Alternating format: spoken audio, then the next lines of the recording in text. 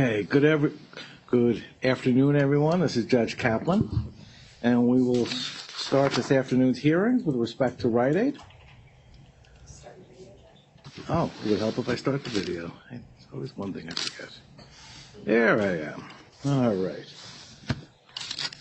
We have a filled courtroom, as well as counsel appearing remotely. They have those who have requested presenter status.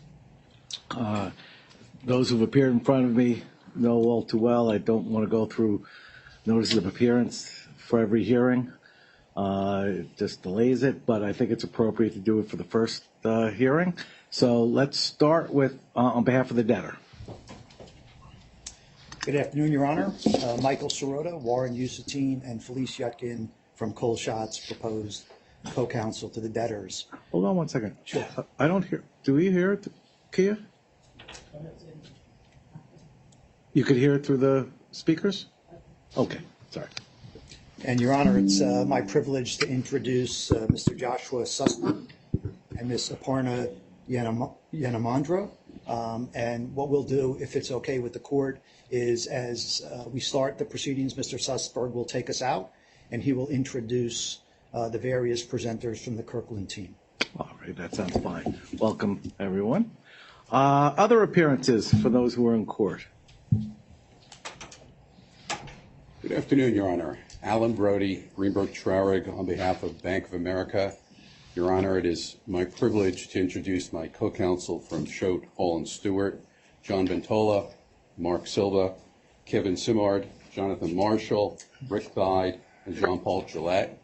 They have filed pro habeas motions. Of course, we asked for today that they be allowed to speak. Absolutely. Welcome to Trent. Thank you. Thank you. Mr. DePasquale, good afternoon. Good afternoon, Your Honor. Joseph D. Pasquale, Fox Rothschild, co-counsel for the ad hoc group of secured note holders. In court with me today is my partner, Howard Cohen. Pro hoc application pending. It's a pleasure to introduce our co-counsel with Paul Weiss firm, Andrew Rosenberg, and Christopher Hopkins. Pro hoc application pending. And I'd like permission to have them present to Your Honor today. Absolutely. Welcome. Thank you. Thank you. Mr. Schwartz, good afternoon. Your Honor. Excuse my voice. I'm a little bit under the weather today, but Joseph Schwartz, Riker Danzig. I'm here with my colleague Tara Shellhorn, also of Riker Danzig. We represent the Bank of New York Mellon. Bank of New York Mellon is the indenture trustee and notes collateral agent under two separate issuances.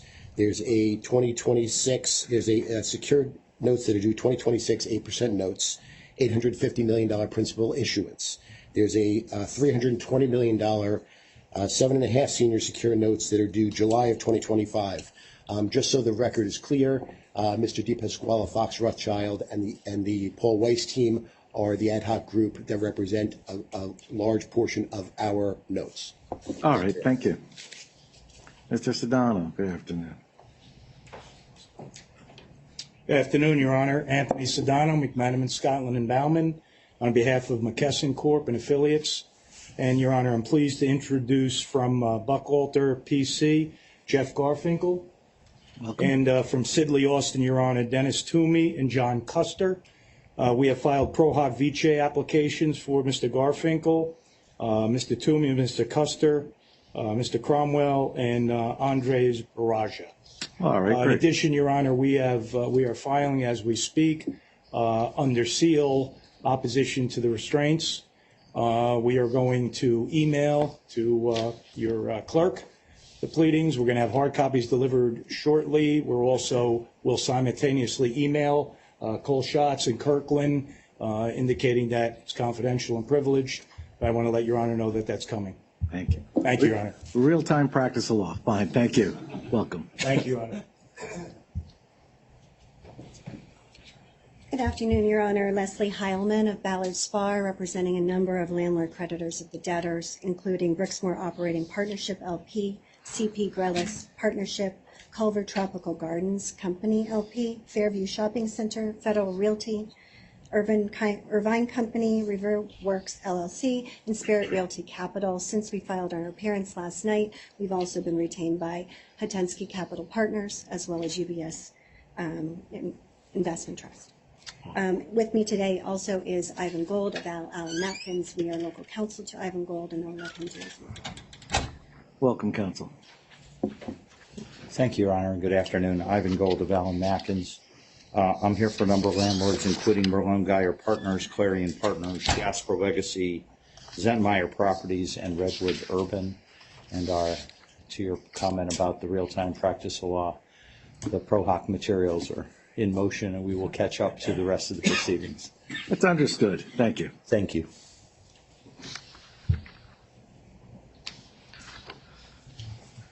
Good afternoon, Your Honor. My name is James Donahue. I'm here on behalf of the Commonwealth of Pennsylvania. With me here is also Melissa Van Eck, who's our Chief Deputy Attorney General for our financial enforcement, and we'll be getting our ProHoc papers underway. Okay, thank you. Welcome.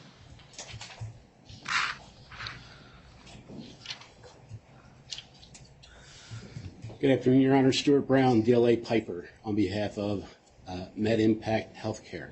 With me today is my partner, Richard Chesley. We filed ProHoc Vitae papers for him, and I think he was on screen at the beginning of the hearing. Thank you, Your Honor. He's just popped up. Thank you. Good afternoon, Mr. Chesney. Good afternoon, Your Honor. Good afternoon, Your Honor. Jeff Sponder and Lauren Bilski from the Office of the United States Trustee. Folks. All right. That covers us for those in court. Anyone appearing remotely want to put their appearance on the record? Mr. Moulton.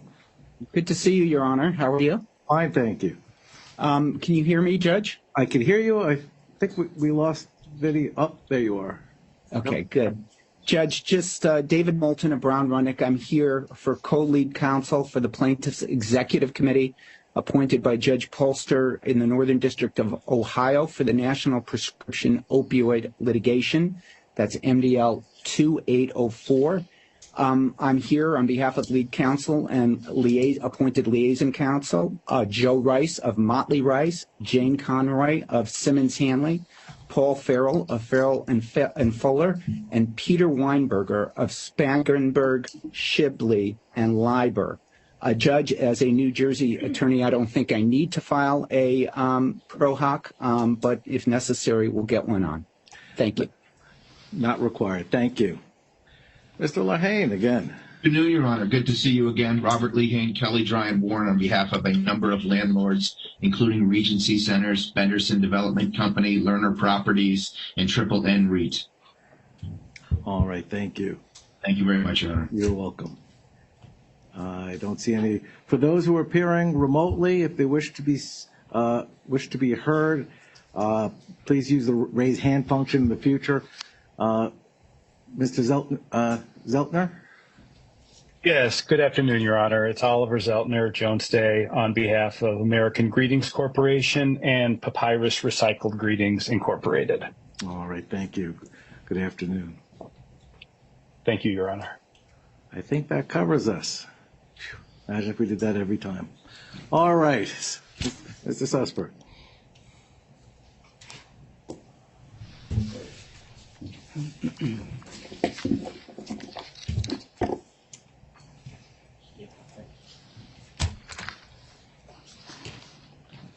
Good afternoon, Your Honor. Good afternoon. Joshua Susper, Kirkland & Ellis on behalf of Rite Aid. It's a pleasure to be back in Trenton. You don't hear that often, but go ahead. Well, it's true, and we had a nice lunch today as well, I should indicate. We have a presentation that I'd like to walk Your Honor through with significant background and how we got to where we are and obviously what's to come. I want to start with an aesthetically pleasing Rite Aid, and that's the reason it's on there. Mr. Bank, who put together the presentation, had no reason other than it was aesthetically pleasing to post it. But it's in Bridgeton, New Jersey, 78 miles from the courthouse. And before I start, I did want to thank Your Honor and the United States Trustee for working with us over the course of, obviously, the last 24 hours, but for the United States Trustee, the last several days. And obviously, it was a weekend, and there was a lot of paper that was filed, and we really appreciate the efforts of everybody to help us get an engineered soft landing here. So thank you, Your Honor. Thank you to the trustee. I share my thought. We appreciate having what we view as the best of the offices of the U.S. Trustee here in Jersey. Excellent. Your Honor, this is the Rite Aid in Beechwood, Ohio, at 28600 Chagrin Boulevard. Beechwood is a town of about 14,000 people, and that happened to be 1 mile from where I grew up. So Rite Aid was near and dear to my heart. I conferred with my mother, and she confirmed for me that we bought Band-Aids, cough drops, Halls or Ludens. I like both of them. We got my father's asthma medication. We got greeting cards. Everything we needed was at Rite Aid. And if I was behaved, she reminded me that I'd always choose Hubba Bubba or Fruit Stripe gum. And for all the associates at Kirkland, they have no idea what that is. But be that as it may, this was our small town destination, and it was utilized by everybody in the town. And I think as you hear the story of Rite Aid, it's similar across the country. In 17 states and 2,100 plus pharmacies, people have come to rely on Rite Aid for their hometown specific non-emergency medical needs. Trenton, Your Honor, is no exception. As you'll see in a moment, this is the Trenton Rite Aid, as well as the courthouse, showing a 4.5 mile delta between the two. We're on a little bit of a delay here. Your Honor, Trenton has become a pharmacy destination for Rite Aid customers. And I think it's important to note, in addition to the one in Beechwood, Ohio, in addition to the Trenton location, the 2,100 Rite Aid pharmacies across the country have performed really important services. 200 million prescriptions are filled per year. In 22 alone, 14.3 million COVID vaccines were administered, 3.6 million COVID tests, and 2.6 million flu vaccines. And Mr. Schwartz, I know, had mentioned he wasn't feeling well. 4.5 miles, Mr. Schwartz. Hand sanitizer, masks, whatever you need. We're going to cover a few topics today. I want to talk about the numbers generally for Rite Aid. I want to make some introductions. I want to talk about the history of the company, a business overview, how we got here, the path forward, and then we'll get into the agenda. So Rite Aid by the numbers. The birthplace of college football, Your Honor, is right here in the state of New Jersey at Rutgers, the Scarlet Knights. Rutgers has a capacity of 52,454. And I will note they had a game on Saturday, big comeback win against Michigan State. Now, there were only 11,000 in attendance because it was freezing cold and raining. But perspective is everything, Your Honor, because Rite Aid has more than 45,000 employees. So enough employees that can fill Rutgers Stadium and have more of a crowd than they had on Saturday. And from our perspective, there is absolutely nothing more important. And I know when I introduce the management team, this will be their laser focus throughout the duration of these cases. We are going to do everything in our power to preserve as many jobs as possible. As far as our customers and how we serve them, interesting statistic that's not popping up. The population of Bergen County, just under 1 million people, 955,000. Rite Aid customers serviced daily, about 1 million. There are 6,100 pharmacists across those 2,100 pharmacies in 17 different states, providing critical care to patients all over the country. We are going to continue doing business as usual, and I want everybody that's out there, the consumers and the people that rely on Rite Aid, to understand that we are open for business. We obviously have a few matters we need to address in that regard today, but it will be business as usual. Interestingly enough, Your Honor, the average median age in the United States, New Jersey, is 40 years old, 40.3. The average age of a Rite Aid customer is 55 and older. And I read an interesting quote from the CEO of Amerisource, who said the longer people live, the more drugs they take, and the more drugs they take, the longer they live. And so when you think about this in the context of this company, the United States population is about 340 million this year. And it's expected to grow about 0.5% over the course of the next year. And over the next 30 years, that's supposed to tread down. But when you look at the population of 55 years and over, and then you look at the population of 55 to 65, the trends are so significantly different. And statistics show that these populations, 55, will grow 60%, and 55 to 65 will grow 70%. There is an acute need for the pharmacy chain and for Rite Aid. And I think that with the population growth in these elderly categories, it simply amplifies the need for the care that's provided at each and every one of these Rite Aids. Just a few numbers to demonstrate the American icon that we're dealing with here that's been in business for 60 years, 17 billion of annual sales, brand recognition across the United States, notwithstanding it only operates in 17 states, a $4.3 billion gross profit, and then sales per store, and we'll get into the retail business, of front-end goods of 2.1 and 5.4 million in drug sales. Now to some key introductions, Your Honor. We have a skilled and talented management team at Rite Aid. And I've been working with the company since April of 2023, and I've been impressed from top to bottom with the commitment, desire, and drive of the team. It's 125 years of shared combined experience that exists amongst this team. And I do want to point out a few people that are in the courtroom today. Right behind me is Mr. Jeffrey Stein. As Your Honor probably saw, Mr. Stein's our first day declarant. He was appointed as the CEO and the CRO of Rite Aid in connection with our filing. Mr. Stein is a 30-year restructuring professional and has served in similar capacities in Whiting Petroleum, Philadelphia Energy Services, and Westmoreland Coal. He is as committed as anyone I've ever seen to the task at hand, and I couldn't be more proud to be in the foxhole than with Mr. Stein. Mr. Matt Schroeder is in the courtroom next to Mr. Stein. Mr. Schroeder is our Chief Financial Officer.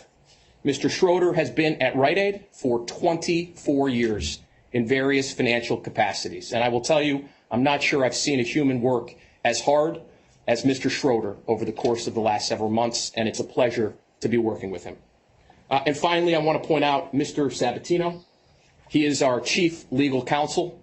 He has more legal counsel experience than I think anyone in the United States of America. He has served as general counsel or CLO at 9 different companies, including United Airlines, Hertz, Walgreens, and many more. And finally, I want to point out Mr. Liebman. That's his prom photo in the bottom. Where's Mr. Liebman? There's Mr. Liebman. Mr. Liebman is from Alvarez and Marsal. He was appointed our Chief Transformation Officer. Very interesting term, as he's pointed out to me. He isn't sure what it means, but Mr. Liebman and his team, who we'll introduce, have been intimately involved with the company in developing the Rite Aid 2.0 business plan, the lease optimization designs, and everything else in between. As far as the company's professionals are concerned, you heard from Cole Schatz, and you're familiar. Kirkland and Ellis, you'll meet some of my colleagues today. We are joined by Guggenheim, our proposed investment banker. I know Mr. Hayes is in the courtroom. Mr. Schneidman's in the courtroom, and Casey Cohn is in the courtroom as well. And from A&M, Mr. Liebman, Brendan Joyce, and Paul Kinley. I did want to note, Your Honor, that governance is incredibly important to us. And in addition to appointing Mr. Stein as the CEO and CRO, we have taken certain actions to add disinterested independent directors at 3 different boxes within the corporate structure. The first in the middle, obviously, is Rite Aid Corporation. That's the parent company, the publicly traded entity. Mr. Keglevic and Ms. Tefner were added to the board formally. All of these folks have been serving as consultants over the last several months, pending their appointment as board members. Mr. Seelig and Mr. Meltzer, who are represented by Catton, are at Hunter Lane, LLC. That is the parent company of Elixir, our benefit management corporation that we're seeking to sell. And I know, folks, Mr. Chesley's on the line with respect to that sale. That's not up for today, Your Honor, but we did enter a stalking horse. And then finally, Thrifty Payless, Mr. Panagos, Ms. Broderick, represented by the Milbank firm. That is the entity, that's the parent company for an entity called NameRite LLC. And that owns all the IP, including the Rite Aid brand.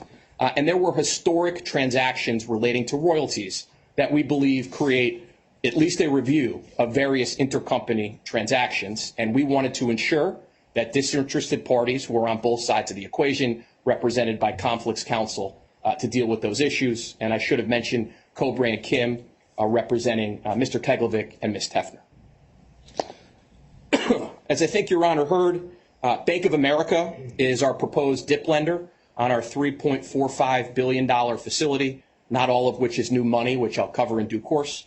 They're represented by Choate, Greenberg Traurig, and BRG. We have worked incredibly hard with B of A and their professionals. We very much appreciate their collegiality over the last several days as we finalized this very important financing. And then we have our secured bondholder group. Our secured bondholder group includes JP Morgan, Brigade, and Sixth Street. And as you heard, they're represented by Paul Weiss, Fawkes Rothschild, Evercore, FTI Consulting. My good friend, Mr. Rosenberg, is in the courtroom today. Mr. Rosenberg is going to be the champion, together with us, of 45,000 plus jobs.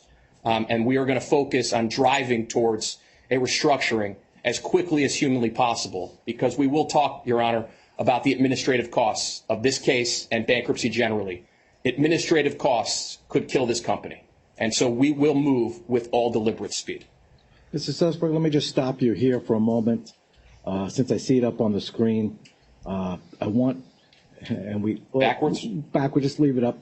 Doesn't matter. We've all learned how important disclosure is in our courts. And I wanted to make sure everybody's aware and disclose that for Evercore, who I believe is providing advisory, investment advisory services to certain lenders, my son, Jonathan Kaplan, is a managing director and senior counsel for Evercore. He does in-house legal, compliance, corporate. He does not engage and never has in any retail, in any customer transactions, any transactional work. I don't even think he likes bankruptcy. But I certainly don't see it as a conflict, but I just want it out there, and just in case anybody has any concerns. Thank you. Are you looking for a reaction, Your Honor? No. I don't have one. No problem. So I think it's important, Your Honor, to understand the history of this company. And it's interesting, and I'm sure you saw in Mr. Stein's declaration, the company was started by a gentleman named Alex Grass, who happened to be a lawyer. I mean, think of all things, a lawyer creating a retailer with 2,100 locations. We're all looking for a way out. Yeah, exactly. And this all happened in Scranton, Pennsylvania, when Mr. Grass created what was then called Thrifty Discount Center. He wanted a discount retail drugstore chain for the community. And it was an instant hit.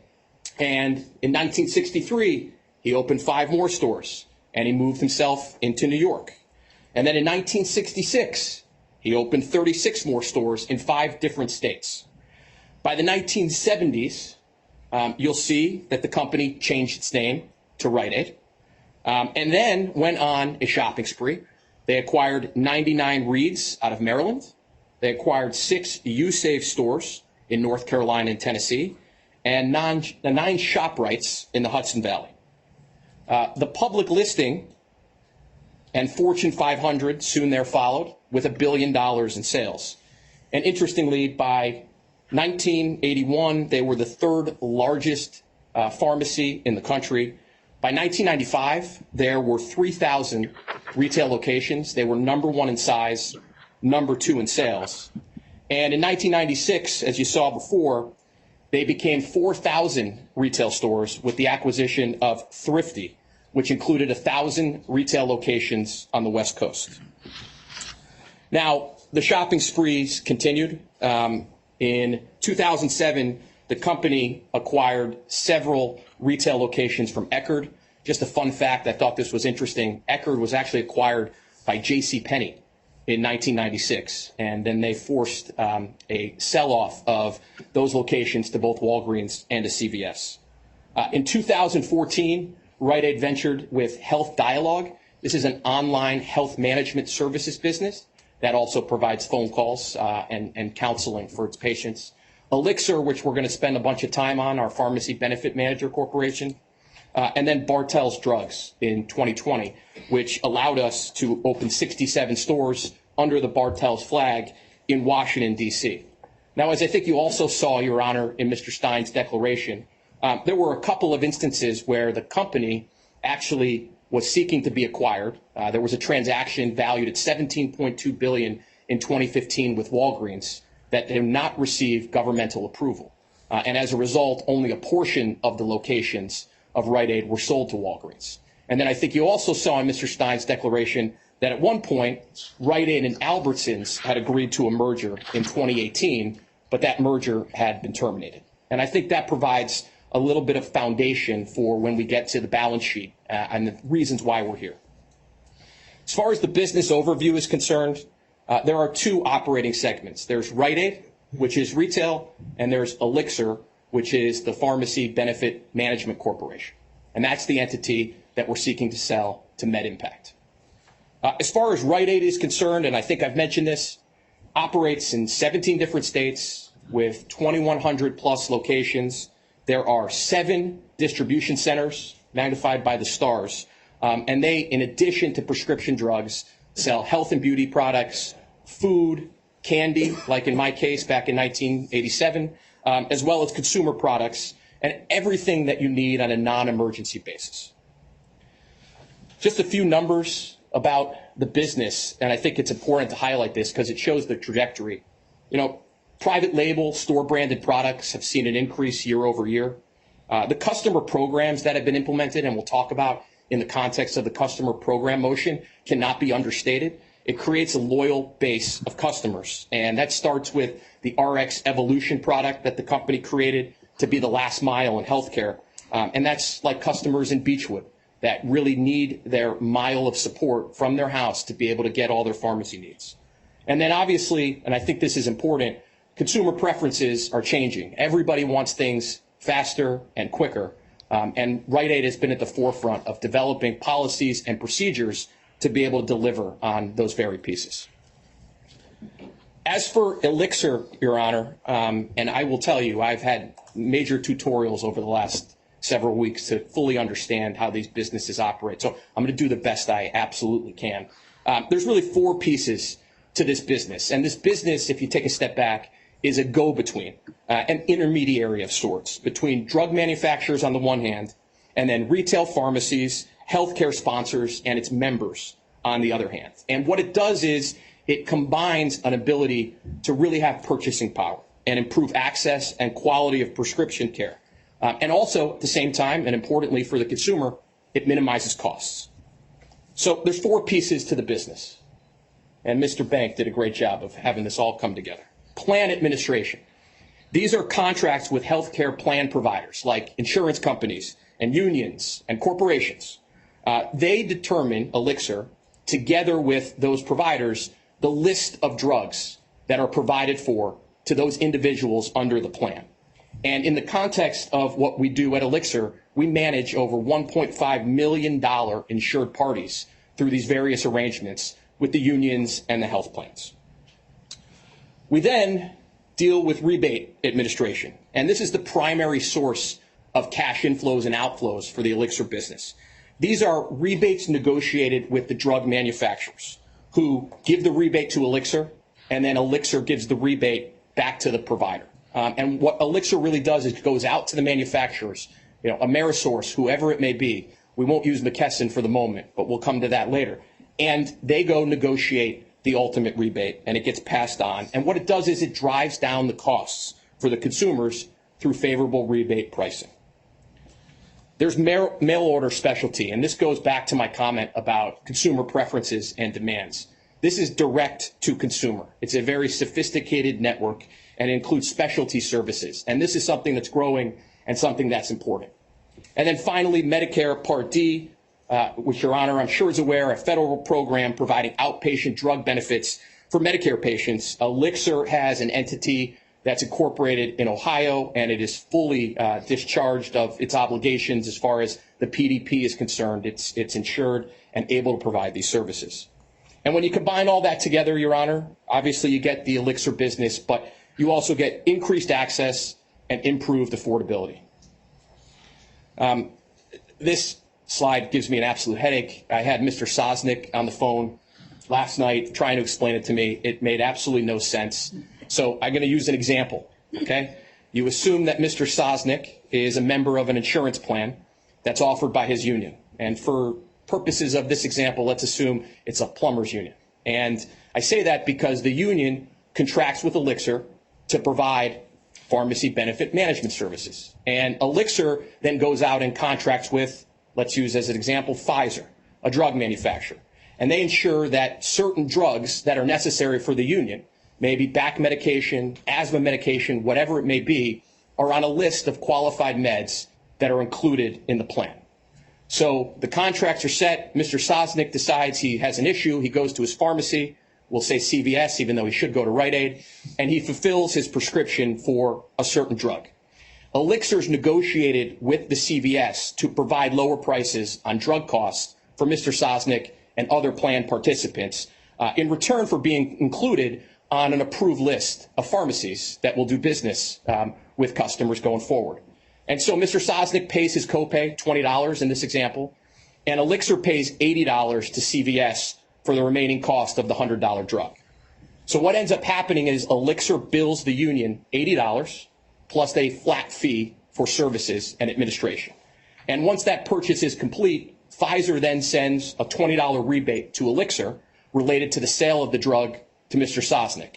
Elixir then passes on that $20 rebate back to the union. So that is much easier to understand than this dialogue and this description. But I will note, Your Honor, and this will come up in the context of relief we're seeking today, the debtors owe pharmacies approximately $205 million related to these costs, and the debtors owe their clients approximately $275 million related to these costs as of the petition date. These are important pieces to keep the business moving forward and obviously important from our stalking horse perspective and our marketing process. And just a few words, because we are marketing this asset. We obviously have a $575 million stalking horse with MedImpact, but based on everything that I've learned about this business and what we've talked about, there should be robust interest in this business. We have an aging population that continues to grow year over year. The percentage of people that are inflicted with chronic pain continues to increase, and national health expenditures continue to increase. At the same time, we lost the presentation. Judge, did you cut us off? Our internet's down? It's still showing on the Zoom. Yeah, it's just not showing on. That's fine. You just want to continue? I'll reset this. Just a few other points, Your Honor. This will click so I know which one. Thank you. There is a shortage of physicians in the United States, and there are growth opportunities not only in the pharmacy business, but with the Elixir business as well, because, like I said, people want things faster and easier. And so if it's a non-medical emergency, you're going to your local pharmacy. And Rite Aid and the Elixir business are incredibly well positioned to capitalize on those opportunities. Your Honor has a copy of the presentation. I see it right here. Okay. I want to move to our capital structure. And I don't know if it's quick.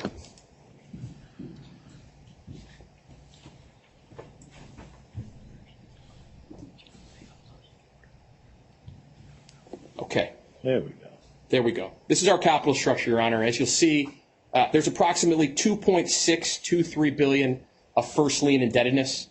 Ms. Yanamandra will be addressing how we're dealing with the first lien, that's Bank of America, in the context of the DIP. And we'll also explain to Your Honor what's new money and what isn't as part of the roll-up. And then the secured notes, Mr. Rosenberg and Mr. Hopkins' clients. You see the two tranches there, the 2025s, the 2026. Those are secured notes that actually have a first priority interest on equipment, general intangibles other than intellectual property, fixtures and equipment, and then a second lien on everything that is part of the ABL collateral. And of course, you see our unsecured indebtedness. What you don't see on here are the contingent claims that this company is dealing with and the litigation portfolio that is expansive that I will cover in due course. So a little bit about why we're here. And I think it's a confluence of events that has led to the day that came last night. Unsustainable capital structure, financial and operational headwinds, near-term maturities, retail footprint, competitive pressures, and vendor reliance. And Your Honor, I think Mr. Stein's declaration talks about the late 90s, where there were some issues with management, there were governmental investigations. The company actually avoided very, very carefully a bankruptcy in the late 90s. But I'm more focused on the acute events over the last several years, because I think that's how the story unfolds, and that's why we're here. As far as the capital structure is concerned, I think it's sufficient to say it is unsustainable, and the scales have been tilted. 8.9 debt to EBITDA leverage ratio, $200 million of annual interest, and $4 billion of funded debt. It has simply become unsustainable. Your Honor, the financial and operational headwinds cannot be understated. And you see this slide says it all. Operating costs because of inflation and because of labor costs has gone up. And at the same time, free cash flow has gone down because of declining reimbursement rates and reduced merchandise and COVID vaccine demand. And it's created a completely unsustainable situation that needs to be right-sized, because these numbers just don't make sense. As far as the capital structure, we have near-term maturities that are coming due. And we say it's $2 billion because while the notes are due in 2025 and 2026, there are springing maturities that bring the entire capital structure heretofore. And as a result, it became necessary to deal with this now while we have the opportunity and before it's too late. And I think too many retail companies wait until the last moment. Hopefully this will be a tale of a company doing right by its stakeholders and doing right by its consumers and right by its employees by acting in a proactive manner and not waiting for a maturity wall. McKesson. By now, Your Honor has seen the pleadings. I haven't seen the response, but we'll take a look in due course. Lawyering on the fly is not a problem. This is a 20-year relationship and a supply agreement that has been in effect. And I think this says it all. $9 billion of sales each year to McKesson. $9 billion. Now, maybe for McKesson, that's not a huge number because they have $80 billion of sales a year, but $9 billion is a staggering number. And 30 days ago, Your Honor, at the highest levels of each organization, Mr. Stein and Mr. Schroeder met with their counterparts at McKesson. We signed a confidentiality agreement, and we began a dialogue to ensure that this relationship could continue for another 20 years. And why on earth would McKesson not want that relationship to continue and continue to clip a coupon of $9 billion or some their amount each and every single season? And really what this dispute turns on and why it got nasty was treatment of a pre-petition claim. And Your Honor knows that the bankruptcy code says under 362, when a company files for Chapter 11, all parties are required to continue to perform, except if there's relief from the automatic stay. To the extent someone has a claim for goods provided within the 20-day period ahead of the bankruptcy, 503b9 provides them with an administrative claim. 507A talks about the administrative priority, and then 1129A, in the context of confirmation, says, by the way, administrative claims need to get paid in full or otherwise treated in accordance with an agreement with that administrative creditor. Nothing in the bankruptcy code says a 503b9 claim is a vendor claim that must be paid on the first day of a bankruptcy. So as we stand here today, McKesson has a claim over the last 19 days. That's our contract term. We pay every 19 days. They have a claim of approximately $650 to $700 million, and it'll get quantified. And we can stand here and stipulate, Your Honor, that it is a 503b9 administrative claim. And we know what 507A says, and I know what 1129 says as well. And we were having conversations with McKesson about a go-forward arrangement. We had an understanding in our view, and there wasn't a meeting of the minds, and that can happen. We had an understanding that they understood what the bankruptcy code said, and that they understood that their administrative claim was a claim and would have to be dealt with in the context of a plan. When they found out that their administrative claim of $700 million was not being paid today in connection with our critical vendor relief, they sent a notice in the middle of the night terminating the contract. terminating the supply agreement. Of course, trying to do so before a potential bankruptcy filing that they only knew about because of confidential negotiations that we have been involved in for 30 days, trying to get to a resolution to save the relationship, but more importantly, save 45,000 jobs and save everybody in the United States, in 17 states and 2,100 retail stores, to get their prescriptions on time. And we have gone back and forth, and there is nothing more important to the company, Your Honor, and I can speak for the management team, than ensuring that there are prescriptions filled in our stores, not just today, tomorrow, Wednesday, and every single day thereafter. And that's what our relief relating to McKesson will deal with today. Mr. McCain's going to take the lead for Kirkland, and it'll be the first matter that we address, unless Your Honor would like to take it in a different arrangement. Just as far as the drugs are concerned, Your Honor, you'll see on this slide, these are just a few of the branded and generic products that we get from McKesson.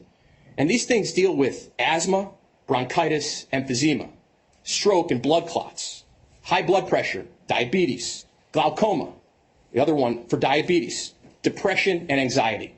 We have customers, thousands and thousands and thousands of customers that rely on these medications and rely on having their prescriptions filled on time. And we will not tolerate any interruption to our ability to meet those needs. Your Honor, we have a suboptimal footprint. And I'm going to talk about the work that was done by the management team and Mr. Liebman's team in analyzing the entirety of our 2,100 stores. But just to give Your Honor a flavor for how unsustainable current operations are, the company's closed 200 leases in the recent past. And those 200 leases have resulted in $80 million of dead rent. And so every single year, the company is paying $80 million for space that is vacated and not being utilized and not generating cash. As a result, as we analyze the situation, considered out-of-court alternatives, I think Your Honor will appreciate that the tools afforded under the bankruptcy code, lease rejection, assumption, etc., became incredibly important and will obviously deal with our dead rent. Then we have the competitive landscape. You've got your national stores like CVS and Walgreens. You've got your Walmarts and your Targets. You've got the Stratton that I go to in Westchester County, just an independent drugstore. You have supermarkets now, like Kroger. And then we have Amazon and Capsule, which are selling online prescriptions. So to say the competitive dynamic in this industry has changed significantly since back in the 80s and 90s when Rite Aid was the #1 chain in the country would be an understatement.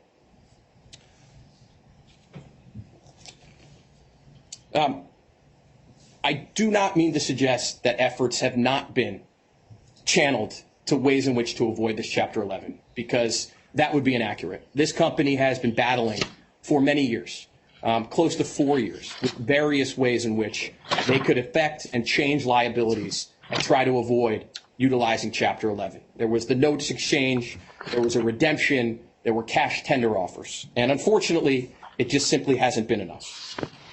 There also have been initiatives from the management team on, as I mentioned, closing stores, renegotiating management operations, optimizing pricing, rationalizing front end, everything that you would consider a company to do to try to avoid a Chapter 11, but even more so, be positioned for the future. And that's exactly what's been done. I want to talk briefly, Your Honor, about 5 things: marketing Elixir, preparing to relaunch retail sale efforts, the footprint rationalization, governance refresh, which I hit on. I'll only briefly conclude on that, and then evaluation of other alternatives. So we conducted a very specific bottoms-up analysis of our entire footprint. And I think Your Honor is aware, when you're a retail company of this size, EBITDA can be depressed because of lower revenue per store.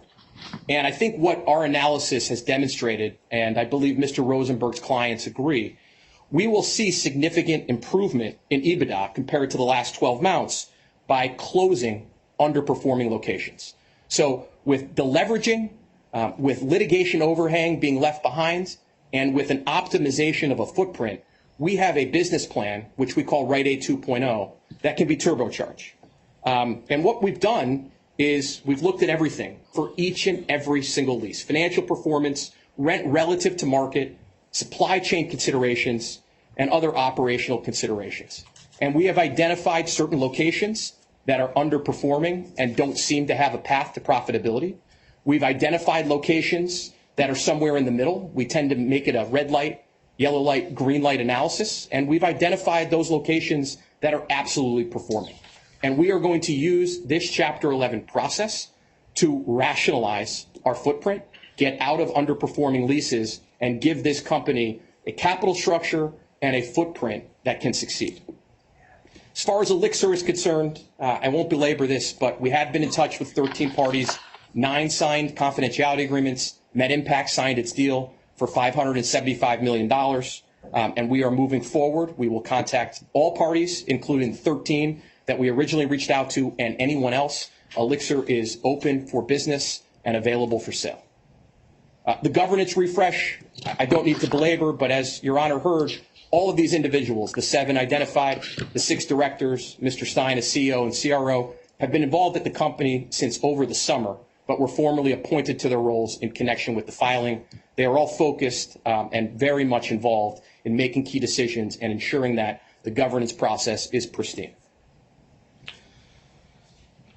Pre-petition stakeholder engagement, Your Honor. And I'm going to get to this in the context of the RSA, because too oftentimes people stand up and parade the fact that they've entered into an RSA. But an RSA is only as good as the number of participants that are signed on. And I've learned that the hard way. And I've had that thrown in my face in the context of other Chapter 11 cases. And right now we have an RSA with our secured note holders. And granted, they are an incredibly significant and important constituency, and they're taking 100% of the equity subject to dilution for other stakeholders. But we have been involved in constant contact with obviously Bank of America, our secured note holders, and then litigation claimants. And the litigation claimants, we have a huge, as I mentioned, litigation portfolio. I will speak about the opioid claims, and Mr. Moulton's on the phone, and we've been in dialogue with Mr. Moulton and other colleagues at Kramer Levin and Houlihan Lokey, as well as the Pennsylvania Attorney General. But we also have contract disputes, governmental investigations. We have securities disputes and securities claims. We have payor disputes, including one that I'll mention. And all of these things take time and attention away from the task at hand. We want to bring everyone to the table, as I will explain. We want a resolution. We want fair and equitable treatment, just like everybody does. And we want to make sure that everyone has their moment in time and we move quickly to reach resolution. So why now, Your Honor? I think it's pretty simple. There are no out-of-court paths to fully rationalize our storefront, and the dead rent is simply too much. The rumors of distress that have been in the newspapers for months have really created pressures on our supply chain. Needless to say, we need access to liquidity to ensure that we are open for business and available for customers. Near-term maturities are unlikely to resolve. We had a judgment with one of our payers, Humana. That judgment actually was for $122 million. We had entered into a tolling arrangement with Humana, which we appreciated, to allow us the time to be organized when we filed for Chapter 11. But that judgment came due today. That related to usual and customary pricing disputes relating to the sale of our prescriptions. And that's part of the reason that was driving the October 15th deadline. And then, obviously, prior out-of-court retail sale efforts have been unsuccessful. I talked about Walgreens and I talked about Albertsons. So the path forward, Your Honor, and I think it's pretty simple. We intend to implement Rite Aid 2.0, but we also intend to run a sale process to ensure that we maximize value. And I'll get to in a moment what that outline looks like as far as timing and gates. We are going to reduce leverage drastically, and we're going to give this company an opportunity to effectively be debt-free other than a revolver borrowing-based facility. We're going to preserve 40,000+ jobs, and like I said, there isn't a day that goes by that I don't speak to Mr. Stein, Mr. Schroeder, or Mr. Sabatino where this comes up. This is our focus. And as I mentioned, we are going to treat claims equitably. As far as footprint rationalization is concerned, Your Honor, there's 2 ways in which we will rationalize this footprint. One is to sell our scripts to licensed third parties, and the other, which obviously would be preferred, is to what's called pour our scripts. That's a fancy way of saying if the Beechwood, Ohio location was closed, we're going to take my prescription that's at the Beechwood location and move it to Shaker Heights, which is 2 miles away. And so while it's not as close to my house, it's still within distance, and I still remain a Rite Aid customer. Now, we may lose some customers in between. That's going to be the process that we run over the course of the next several months. As far as the sale process is concerned, there's 2 sale processes. One is for Elixir, one is for the rest of the retail operation. And we're soliciting all manners of bids. It's not just for the entirety of the business, it can be for pieces of the business. And the credit bid that we have in hand that we're going to seek to effectuate through a plan is for that retail business, subject to an agreement on the ultimate store footprint. But we're intending to run these sale processes immediately, and we're seeking to effect the Elixir sale by December 7th, where we set a sale hearing, and December 19th is a scheduled sale hearing that we have for the rest of the retail assets. Now, obviously, Your Honor, we did not want to assume your schedule. We're flexible with dates, and we're at the mercy of the court as it relates to timing. But this was our desired, at least, outline of how to move things forward. As far as the DIP is concerned, I will let Ms. Yettimandra walk you through the DIP financing in due course. As I mentioned, it's $3.45 billion of a senior secured facility. It replaces and rolls up the prior facility and then provides the company with $200 million of fresh capital, which means that the company will have access to approximately $500 million of cash. We have $134 million on hand. We would have $200 million of a fresh loan, and then about $200+ million under the revolver, which will be reduced from the blocker that's in place now by the tune of $60 or $70 million, resulting in the 500 total. The restructuring framework, and I think framework is an important word because I don't want the court to be misled about what we have and what we don't, and who's on board and who is not. But we have reached an agreement in principle with Mr. Rosenberg and his clients. It will be embodied in an RSA. We already have a term sheet. We're waiting on some approvals from certain of his clients that were necessary to get over the course of the next 24 hours. And we think it's going to facilitate consensus and an efficient path forward. And importantly, I think what it's also going to do, and these are just the 3 checks that relate to what we're doing. I think what it's also going to do, Your Honor, is bring people to the table. Because I know that there's nothing that gives people more ability to be in a conversation than the filing of a Chapter 11 plan. And we intend to file a Chapter 11 plan. And we're going to file a Chapter 11 plan, in moments. And it's a Chapter 11 plan that we are going to invite our constituents to come to the table and negotiate. As I mentioned, the administrative claims could potentially kill this case. This is not Endo Pharmaceuticals. This is not, Purdue Pharma. This is a retail company. And we acknowledge that there are potential liabilities for various claims. But if people want appropriate treatment, if people want a recovery, it is going to be incumbent upon all of our constituents to come to the table immediately. That goes for litigation claims. It goes for governmental entities, goes for unsecured claims, goes for our secured bondholders. Everyone needs to come to the table quickly.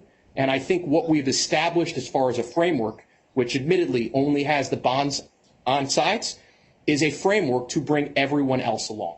And people will understand that the continued shot clock that may expire will ultimately defeat the recoveries if we don't move quickly. Your Honor, that is all I have, unless you have questions. We have an agenda that is significantly detailed. It was our intention to go to McKesson first, but it's Your Honor's preference. I think I'd prefer if we went through the first day matters, and then I could afford possibly a break to my staff, and then maybe I would sit with counsel in chambers on the McKesson matter first before having before we hear argument. That sounds like a perfect plan to me, Your Honor. All right, thank you. Ms. Yettimandra. Yes. Mr. Rosenberg, please. Yes, Mr. Rosenberg. You going to present first then?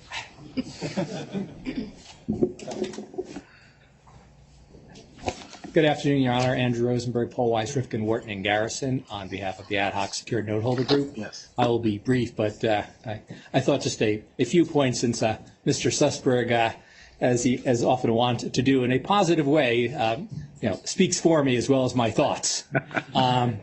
So I figured I would speak for myself for a couple of minutes. Absolutely. Would be helpful. And Mr. Sussberg, correct, we do have an agreement in principle in a term sheet that I believe was attached to Mr. Stein's declaration. We do not yet have an RSA. The hope and expectation is that in the 24 hours, I think may be a bit brisk, but in the days to come that we will be able to negotiate the form of a RSA as well as put the what I'll call almost a businessman's term sheet to flush it out into a long form term sheet. So that's sort of on process. But I think a couple of points that, or at least one that Mr. Sussberg also stressed was this business is, I will describe as, and I think a lot of it came out in the presentation, is, exists on a very economically thin margin is probably the best way to put it.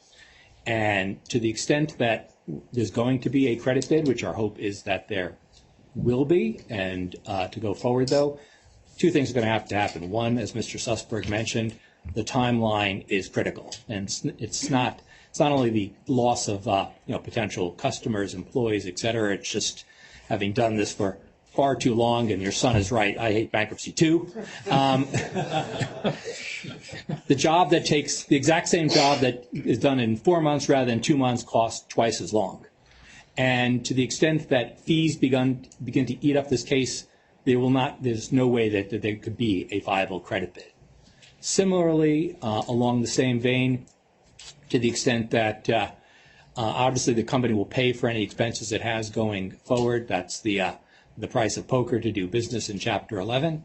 But at the same time, to the extent that there becomes a parade, and obviously Your Honor has already mentioned McKesson, of unsecured creditors, albeit even with administrative claims, en masse trying to leapfrog our priority in the collateral, and we believe that almost everything of value we have a first or second lien on. Again, this is too economically thin. If money starts to just go out the door, unfortunately, this is not going to work. So we have an agreement in principle.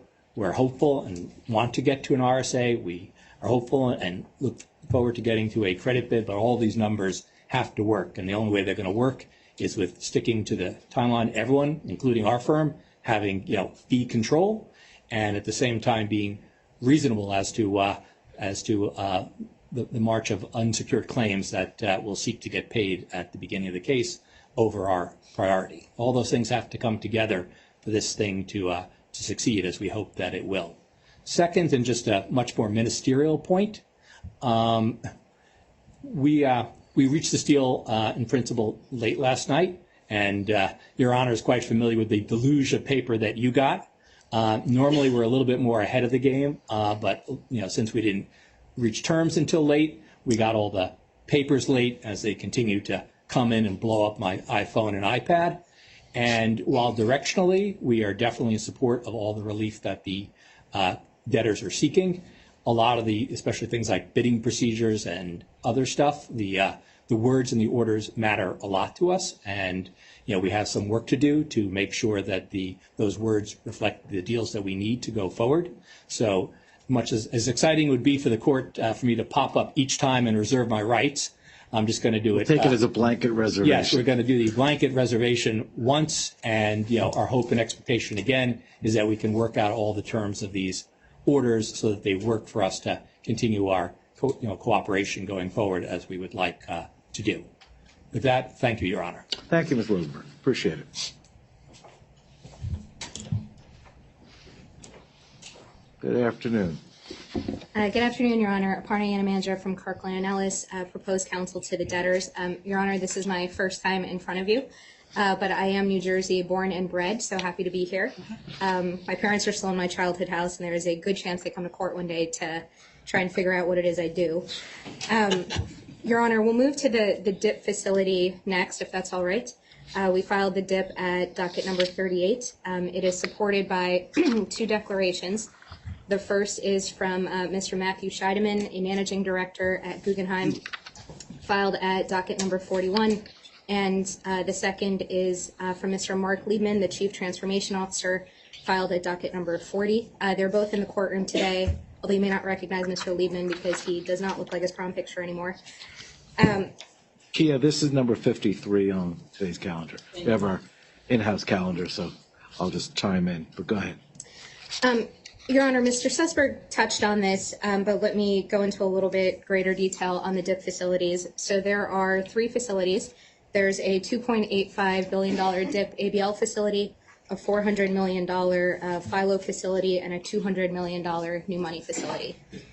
The DIP ABL facility contemplates a creeping role of the pre-petition ABL facility. So on a dollar-for-dollar basis, as cash receipts are generated, they'll be used to pay down the pre-petition ABL. And if by the time we're in front of Your Honor at the final DIP hearing, if the pre-petition ABL hasn't been fully refied out, we'd be asking that relief on a final order basis. The FILO facility is a $400 million pre-petition facility that we're seeking to roll up into a $400 million DIP FILO facility. And the $200 million new money facility is entirely new money. It's a term loan facility that does not include any roll-up components. And so the 3 facilities very much work together, and they're the results of a fairly carefully packaged deal struck after the marketing process that we described in our motion and Mr. Scheideman's declaration. The first is the components that are rolled versus new money. We thought having a creeping roll versus a full roll on the first day was appropriate. We thought vis-a-vis the FILO, although that is a full roll on the first day, we thought that was appropriate for a number of reasons. One, that roll is part and parcel of the overall facility. Importantly, the pre-petition ABL and pre-petition FILO share a collateral package and share liens in that collateral package. And so when we rolled the pre-petition FILO into the DIP FILO, it doesn't, it rolls, for lack of a better term, that same existing construct on priorities into the DIP FILO, which is a long-winded way of saying that the FILO is currently sandwiched between the DIP ABL and the DIP new money, which is exactly where it would have been, all other things being equal. And third, Your Honor, the new money facility, again, is entirely new money. Your Honor, the lien package here is important as well for a variety of reasons. The first is we've reflected, again, the intricate collateral sharing and lien sharing between the pre-petition ABL and the pre-petition FILO, as well as with respect to the existing second lien notes. There is an intercreditor in place, so the ABL and the FILO do not prime the second lien notes vis-a-vis their notes priority collateral, which was an important component of this. But perhaps most importantly, and relatively rare, the DIP ABL and the DIP FILO do not have first priority liens on the unencumbered assets. They only have adequate protection liens, and it is our sincere hope that those liens never get triggered vis-a-vis the unencumbered. As Your Honor won't be surprised to hear, the new money does have a first priority lien on the unencumbered, simply given that it's fresh financing coming into the system. And third, Your Honor, there is a reasonable and negotiated fee package that supports all of this, which is detailed in Mr. Scheideman's declaration. So, Your Honor, overall, the package means that we have improved advance rates on the DIP ABL facility versus the pre-petition ABL facility. We have what we believe is a limited and targeted role between the creeping role and the fact that the FILO role simply just, the FILO remains sandwiched now where it was before. And importantly, we have limited and targeted liens on the unencumbered assets. And that last piece in particular dovetails nicely with the plan that we filed. So I will confirm for Mr. Sussberg that the Kirkland machine stayed up and the plan was filed. But I'll come back to that in a minute. Your Honor, unequivocally, this DIP package with just these terms has been exhaustively negotiated with B of A. But in parallel with the B of A negotiations, as Mr. Sussberg alluded to, we had been in ongoing discussions with Mr. Rosenberg's group. And so as both discussion paths started to dovetail, we eventually brought the two sides together. And an important part, and really in some ways the heart of the term sheet that will be reflected in the RSA that I'm confident we'll negotiate within the next couple days, is the adequate protection package that's in the DIP. So the adequate protection package for the second liens has three major components. The first is it provides the second liens with relief from intercreditor limitations that would have otherwise in some ways handcuffed their ability to exercise cash collateral termination rights. The second is what's referred to in the papers as the paydown schedule. And that paydown schedule contemplates that as the PBM sale process plays out and as we monetize a major receivable we have called the CMS receivable, all of those processes will play out over the course of this case. And when they generate proceeds, those proceeds will be applied in accordance with this paydown schedule. But importantly, and this third point is critically important, the paydowns, the amounts go on behalf of the second liens go into an escrow, an interest-bearing escrow, and they sit in that escrow until there is either, until we've reached the effective date of the plan that we filed, or we consummate a sale that either pays off the DIP facilities or contemplates an exit facility that the DIP lenders consent to. And if the RSA that I'm, again, confident will negotiate terminates or is breached, then those same proceeds will flow just through the standard waterfall. They won't be subject to the paydown schedule anymore. So, Your Honor, all of that, I think, is important to sort of contextualize within the framework of why we structured it this way. And we did it for a couple of reasons. One, again, this is all adequate protection. So to the extent we can achieve the goals that Mr. Sussberg accomplished, and we can do it efficiently, and we can do it with as much consensus as possible, and all those parties he identified come to the table as soon as possible, these claims may never be triggered. And if we need to have a fight at confirmation about diminution in the value of collateral, we'll have that fight, but it's our sincere hope that we don't have to. Second, in the plan that we filed, and as was reflected in this term sheet, we did slot in a proposed recovery for general unsecured creditors right out of the gate. And I will be the first one to admit it contemplates an equity-linked securities, and it is a restructuring lawyer playing securities lawyer. So there is no doubt a ton of wood to chop on that recovery, and I'm sure we will do our jobs, and we will talk to folks and try to reach as much consensus.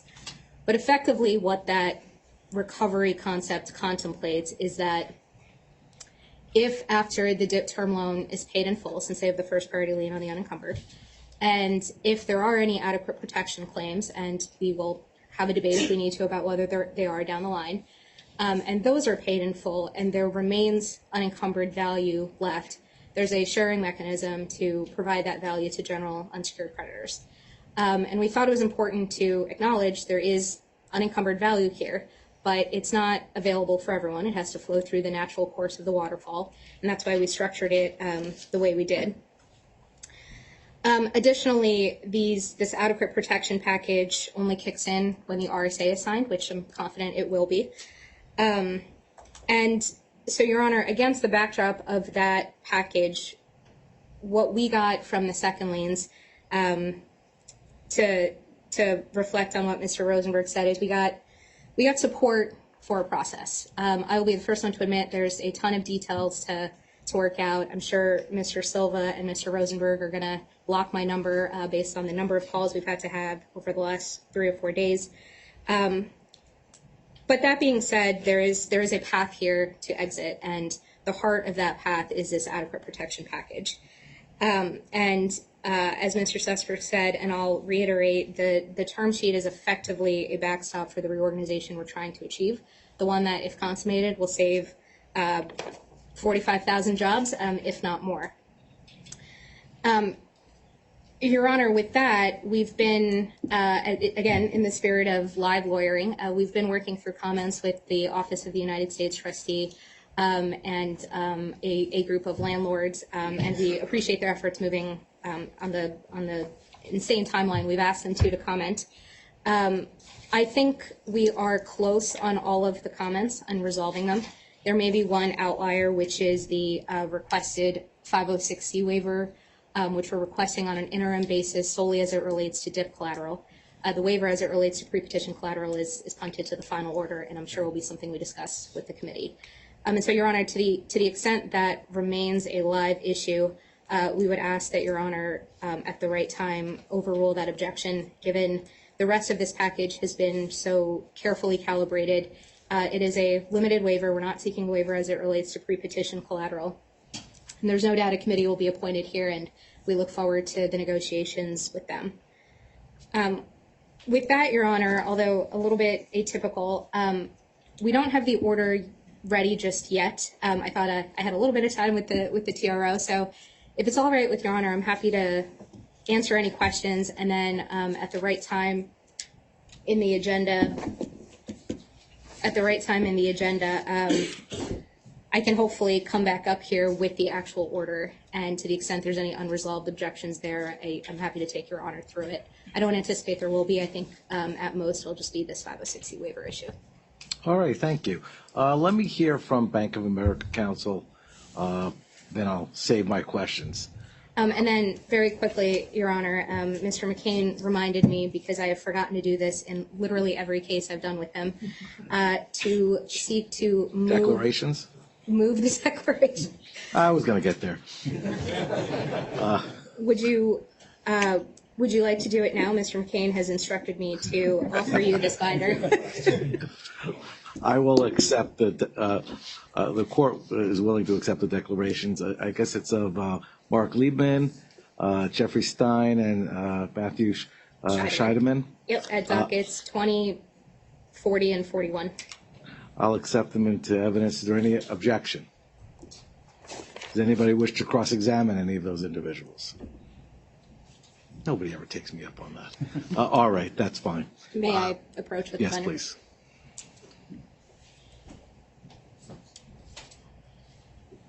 And thankfully, nobody takes me up on it. All right. Thank you. Counsel. Good afternoon, Your Honor. John Ventola of Choate Hall & Stewart on behalf of Bank of America as the DIP ABL agent and as the term loan DIP agent. Thank you very much for the opportunity to address the court today, Your Honor. So I'm here mostly to answer any questions the court might have. This is a fairly intricate set of DIP loan facilities, certainly a large combined facilities. I did want to say a couple of things about where we are in objections right now. I certainly heard what Mr. Rosenberg said with his general reservation as to orders. I did want to note we've gone very extensively through the DIP order with the Paul Weiss team, and I believe we have fully resolved all wording issues. So I don't think that general reservation applies to the DIP order. And if Paul Weiss feels differently, they'll certainly hear from you. But I don't think that reservation applies there because we have worked out all points after exhaustive and very good faith negotiations. So we have gotten comments on the form of order from the United States trustee and from the landlords councils. And as debtors council said, I think we're going to work through all of those. I certainly think the landlord objections have all been resolved through some language used in prior cases, including Bed Bath. And then on the U.S. trustee objections, again, I think we're either have resolved or will resolve all of those. The point that debtors council made on the 506C waiver, Your Honor, just to give a little more detail on that, our view is that for the DIP ABL facility, which is the roll-up facility, the 506C waivers is very typical. We would ask for that to be entered at the final hearing. But for the DIP term loan, which is a separate facility and brand new money. The new money, correct? Exactly. We don't believe that the 506C waiver or the marshaling provision should be subject to final order since it's brand new money. Candidly, I'm not sure 506C applies to brand new money in this circumstance. So we would ask that not be subject to entry of the final order, Your Honor, again, specific to the DIP loan term facility. So I'm here for any questions, Your Honor, if you'd like to ask now, or if you prefer to wait. I've been able to absorb most of it through the hours in advance of the hearing. I'd rather listen to the concerns of the parties and the U.S. trustee and see where you all come out rather than rehash issues that have already been worked up and resolved. So at this juncture, I have no further inquiries. Thank you, Your Honor. Thank you. Let me move to the U.S. trustee.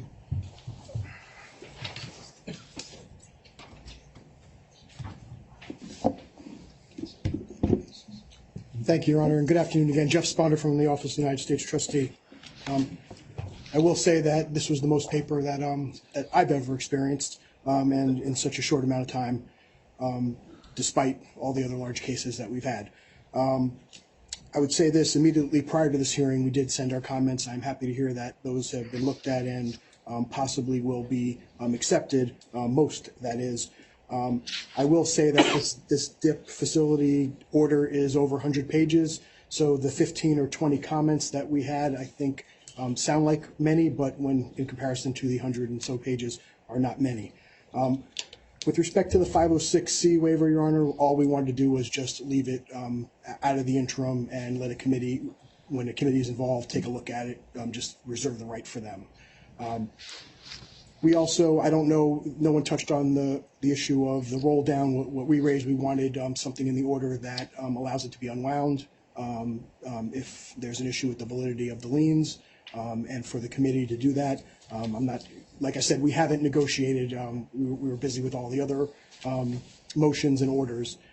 So with that, the United States trustee reserves his rights with respect to this order. So for you, it's the two issues, the 506C and the unwinding? No, Your Honor, there's 15 or 20 that I hope, from what I take, I think those can be resolved. There is another issue with paragraph 19 of the order, 19F and 19G, which puts this a sale process into effect that just seems to have a crazy timetable, where there's two business days after the DIP remedies notice period. Your Honor has to enter an order designating a stalking horse bidder, and bidding procedures are entered. Then 3 further business days, an auction happens. I mean, and it just keeps going. So we had a problem. We have a problem with that. And then the next paragraph, 19G, seems to imply that the DIP agents and then the secured note holders will be able to continue a court process without really having the debtor involved. We didn't understand. Maybe we're reading it wrong, but we just wanted some clarification on that. But there are other issues, Your Honor, but like I said, I think those are more minimal, more notice type provisions, as well as making things subject to either the carve out or subject to the period for the committee or other parties in interest to look into the validity of the liens. All right, thank you. Thank you, Your Honor.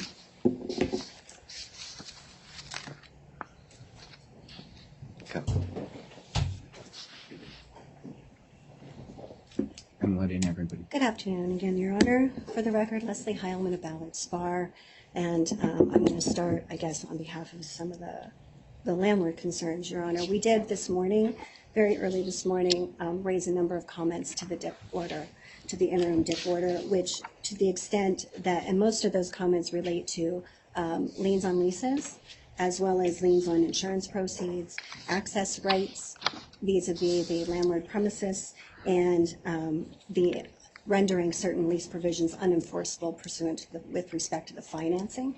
Your Honor, I do believe we've had some back and forth through phone calls and communications that I believe we are addressing those with certain language changes that we've requested, but we have not seen any revised order as we stand here today, so I can't articulate that we are resolved, but those language changes should be to paragraph 7D3, paragraph 28C, paragraphs 19C and D, paragraphs 20. With 20, it deals with the 506C waiver, which I'll deal with separately, Your Honor. 7D3F and paragraph 26. So once we see an order, it sounds like we're going to have like a break or something that we will address the order comments, and then we can come back to Your Honor if any of those are unresolved.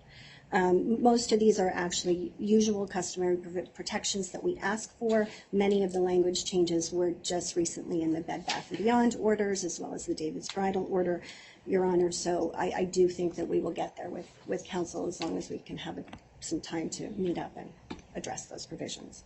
With respect to the 506C waiver, Your Honor, generally this is usually reserved to a final. So 506C waivers are subject to final orders. I hear the nuance here that it shouldn't be the new money versus, but it is ultimately a roll-up, which converts everything pre-petition to post-petition. I think the 506C waiver should be subject to a final. That's the usual customary way that we have treated it. And today, Your Honor, the policy behind first day relief, and I believe this was said today, is to do no harm. I think if we grant a 506C waiver today without any showing of a sufficiency of the budget to address stub rent, Your Honor, or going forward rent through the 5 months of this case, I think there could be harm. And there's been many, many cases, many retail cases of late and in the past where the administrative rent of the landlords that was not paid as of the petition date, but for the use and occupancy for the post-petition period goes unpaid. And it could be significant here. We have 2,000 locations. Also, we heard today several times that the administrative costs could kill this company. So to the extent that there is unbudgeted rent for the retail locations, that is an administrative cost that could kill this company. It's significant, and if we don't have any evidence of the sufficiency of the budget today, then a 506C waiver should not be granted. And Your Honor, again, I think the U.S. Trustee Office also raised it, was there is no committee as we stand here today. The 506C waiver is for the benefit of the creditors, and it should not be waived on the first day. All right, thank you. Fair enough.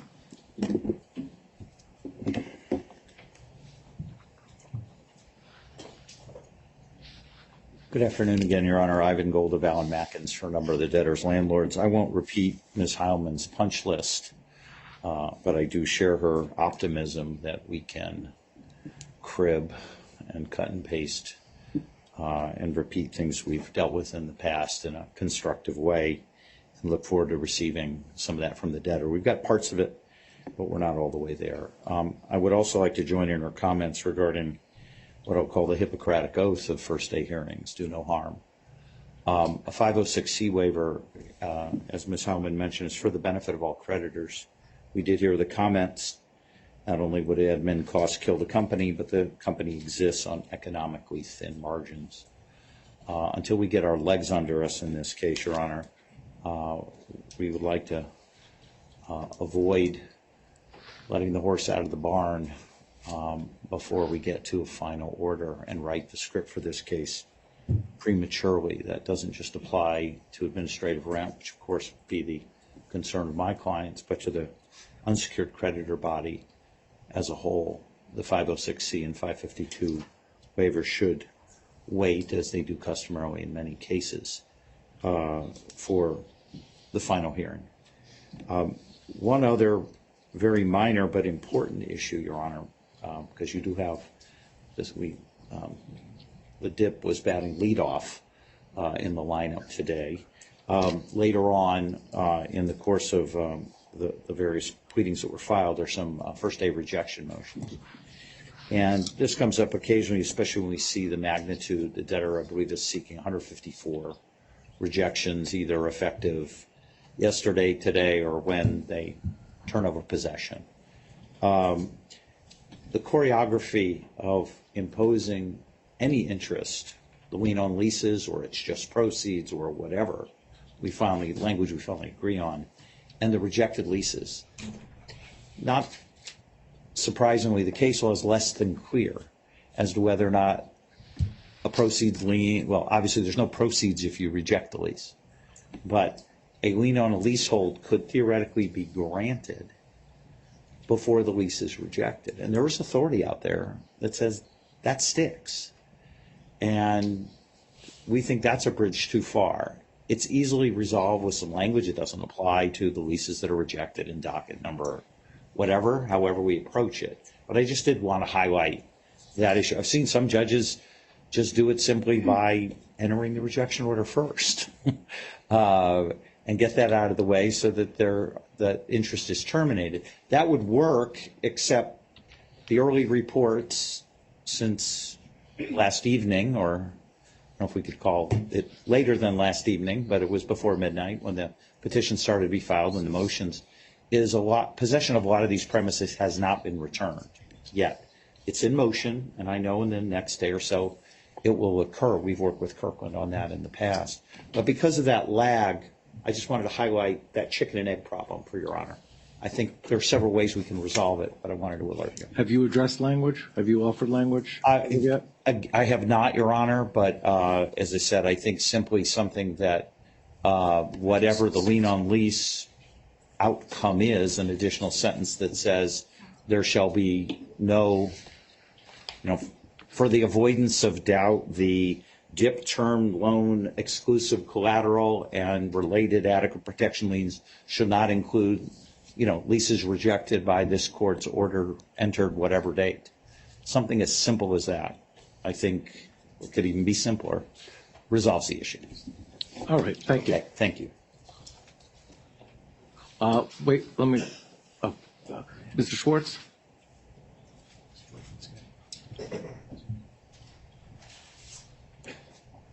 Thank you, Your Honor.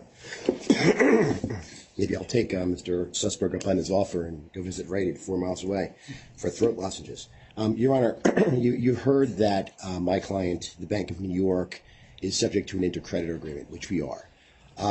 We certainly do not object to the entry of today's order. However, we specifically reserve all rights. You've heard about the RSA. You've heard about the adequate protection package. You've heard that the adequate protection package is contingent upon my note holder's agreement to enter into the RSA. And so as a result, we reserve all rights with respect to, in particular, the adequate protection package and otherwise, but we reserve all rights with respect to all issues pending the entry of a final order. But again, we don't object to the entry of the interim order here today. All right, thank you, Mr. Thank you. All right. And then we have a couple of folks appearing remotely with raised hands. Would Your Honor like to start with them? Why don't I start them so in case you have to address that? Mr. Zeltner? Good afternoon again, Your Honor. It's Oliver Zeltner with Jones Day on behalf of American Greetings Corporation and Papyrus Recycled Greetings Incorporated. My co-counsel in this case is Paul DiFilippo of the Walmuth Law Firm. I understand he had some technical difficulties at the outset of the hearing, but I believe that that he is listening in. We're getting our Pro Hoc papers going as we speak. Your Honor, I wanted to bring to the court's attention one issue. I'll be very brief. And I think it's something that perhaps can be addressed easily with a bit of clarification from debtors' counsel. American Greetings supplies greeting cards and other goods to Rite Aid stores across the country.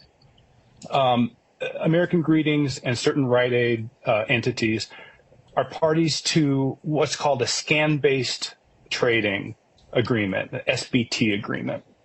And under this type of agreement, American Greetings retains title to the inventory that's on the Rite Aid shelves. And when at the point of sale, American Greetings has a lien on the proceeds of those assets, and the assets are held in trust under the contract by Rite Aid until they're paid over to American Greetings. In the final DIP order, what we're planning to do is what I believe has become customary in retail cases with these types of agreements, was to request some language that simply says nothing in the DIP order is going to encumber the assets that are owned by American Greetings that are in Rite Aid's possession, and that the American Greetings owned assets are not part of the DIP collateral.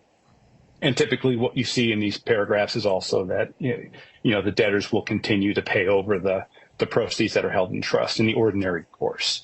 I don't see the need to object or insert this language in the interim order, as long as perhaps debtors' counsel can simply say, aver on the record that to the extent there is American Greetings owned property that Rite Aid has in its stores or otherwise in its possession, that's not DIP collateral and it's not going to be encumbered.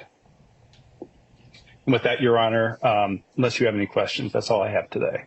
Thank you. In other words, you're looking for a representation to that extent? Or you want that included in an order? Well, I think we don't need it included in the interim order if debtors counsel is willing to state on the record that, the American Greetings owned goods are not part of the DIP collateral and will not be encumbered. And then we can just include that paragraph in the final order. But if it's easier, we can propose language for the interim order. I was just trying to be sensitive to the fact that debtors counsel is drinking from the fire hose, as we all are today. Your Honor, if I may briefly be heard. Yes. I'll get to Mr. Moulton in a second. Yes, go ahead. Again, for the record, Aparna Anna Manager from Kirkland & Ellis, proposed counsel to the debtors. Your Honor, what I can represent, and hopefully that resolves the issue, is that it is not the intent of the DIP order or any of the provisions in the DIP credit agreement to encumber anything that the debtors don't have title on. Whether counsel's clients' goods fall into that bucket or not, I can't say here. I can't stand here and say, and I'm sure we'll work out language in connection with the final DIP order. But certainly, I'm more than happy to represent and agree it's an unequivocal representation that to the extent Rite Aid or any of its subsidiaries have goods to which they do not have legal title, we don't have any intention of encumbering those. All right. It just underscores what is accepted the law. You're not offering a lien on non-estate property. So, thank you, Your Honor. One last thing is that my comments apply equally to the store closing motion, but we'll work cooperatively with debtors counsel in advance of the final orders being submitted. Fair enough. Thank you, Mr. Zelder. Mr. Moulton. Thank you, Your Honor. Good afternoon, Your Honor. David Moulton again here for of Brown Rudnick here for co-lead counsel for the Plaintiffs Executive Committee in the opioid MDL cited in Northern District of Ohio and created in 2017. Your Honor, the MDL, and I'm going to get to the DIP issues in a minute, but I thought it appropriate to bring up a few remarks about the opioid claimants, which you heard a tiny bit about, but not a lot about. The opioid, National Opioid Litigation MDL is the home to thousands of plaintiffs who have sued opioid manufacturers and distributors, as well as pharmacies such as Rite Aid, among others. The plaintiffs in the opioid MDL, Your Honor, are principally government entities, cities, counties, other local municipalities, as well as Native American tribes. Pre-petition, Your Honor, the debtor was facing approximately 14,000 lawsuits, we understand, 1,400 lawsuits from governmental entities. I want to be clear, 1,400, from governmental entities and tribes, as well as many private entities and persons, including personal injury victims, hospitals, third-party payors, have also alleged claims and have prosecuted claims, both in the MDL and otherwise, claiming that Rite Aid is responsible for their part of the opioid crisis. The wider PEC is responsible for coordinating trial and settlement efforts. Your Honor, it's important to say that the MDL claims, we understand, constitute approximately 84% of the litigation claims against Rite Aid.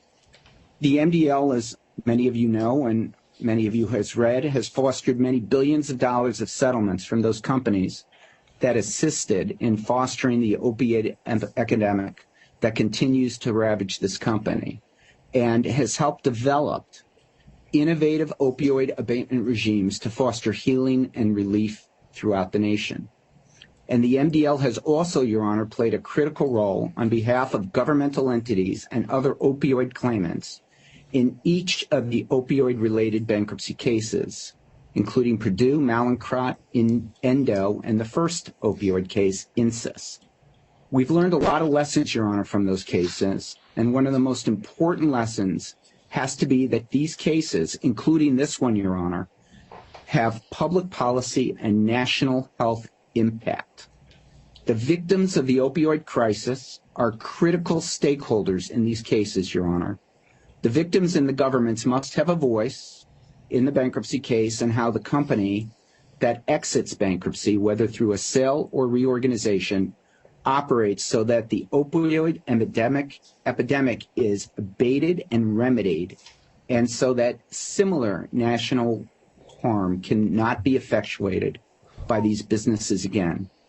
Mr. Sussberg touched briefly on the opioid plaintiffs, but said very little in his opening remarks about the opioid liability. Not a word was said about the opioid crisis or debtors' role within, or as I just mentioned, the thousands of cases against Rite Aid by governments, tribes, private individuals, and other governmental entities. Your Honor, this is an interim hearing on less than 24 hours' notice.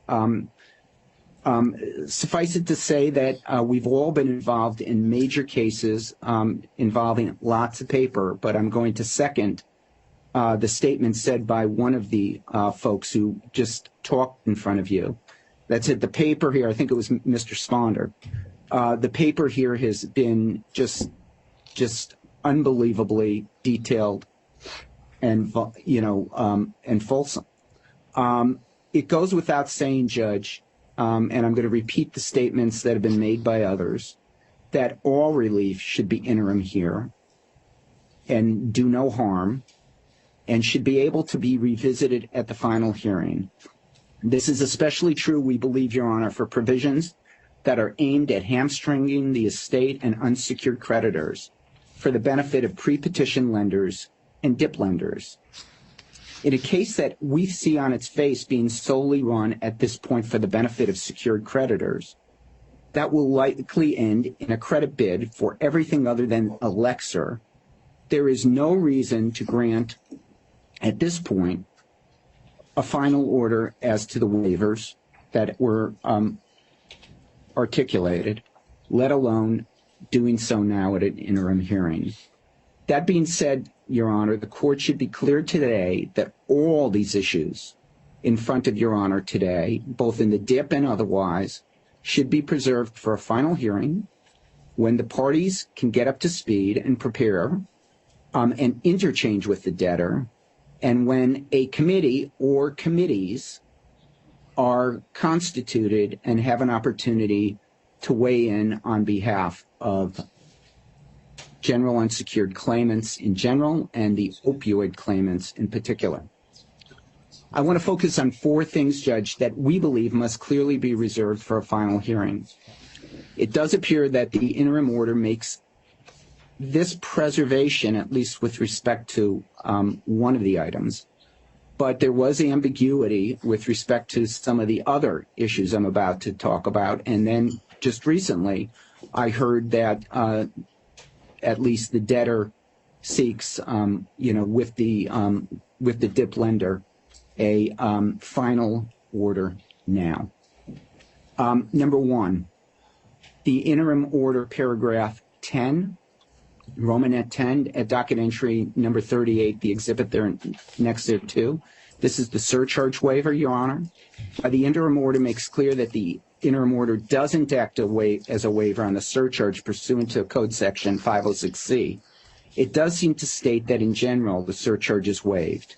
Just want to be clear, and Your Honor should make clear, that there is no waiver of the estate's right to surcharge collateral in this interim order. The second point, Judge, I want to raise is interim order paragraph Romanet 11. This is the equities of the case waiver. We just want to make clear and urge that the interim order preserves to the final hearing on this proposed DIP the creditor's ability to keep this exception alive.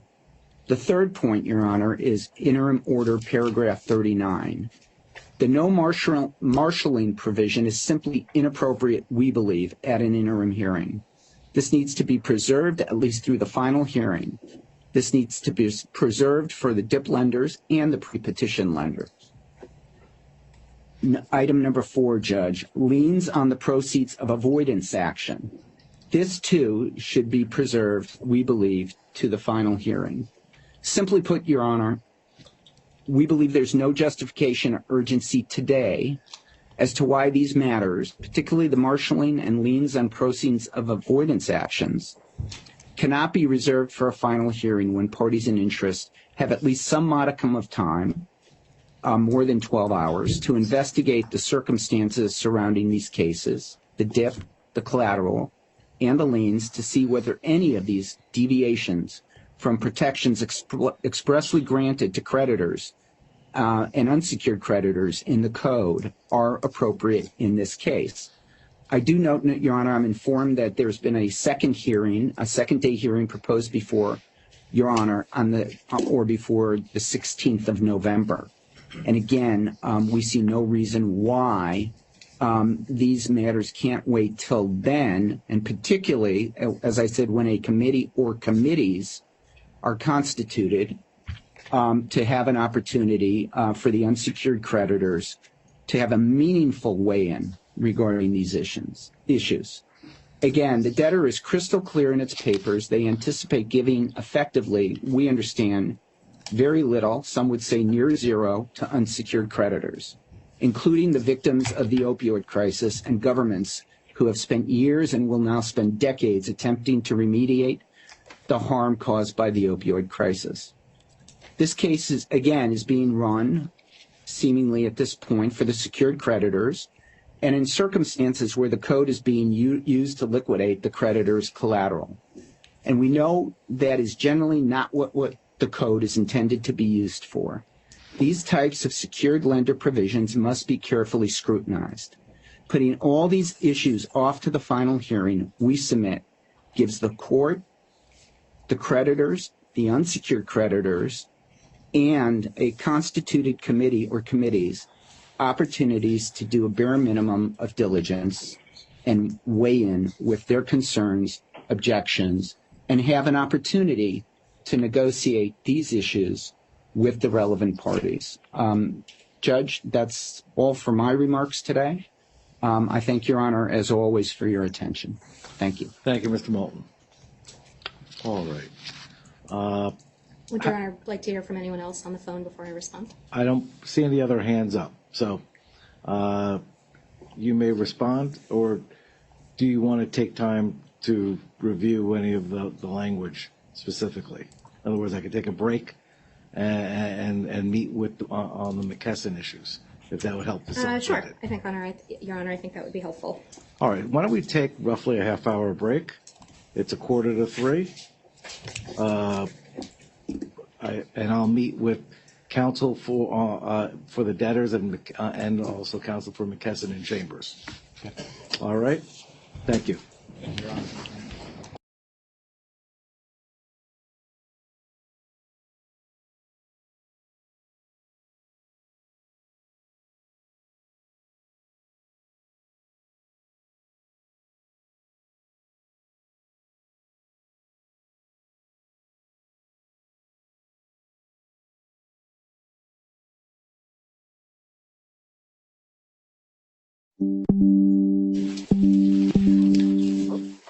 We're going to restart. We've had some technical issues for those who were listening in or watching remotely. I've also met with counsel for McKesson and the debtor, and we'll touch on that at a later point in time. Let's proceed with the other first day matters. Counsel, good afternoon. Good afternoon, Your Honor. Ross Fiedler, Kirkland & Ellis on behalf of debtors. It's great to be before you again. I don't think we've handled joint admin, so unless Your Honor has any questions, we respectfully request. Granted. Go on. That was easy. On to the next one.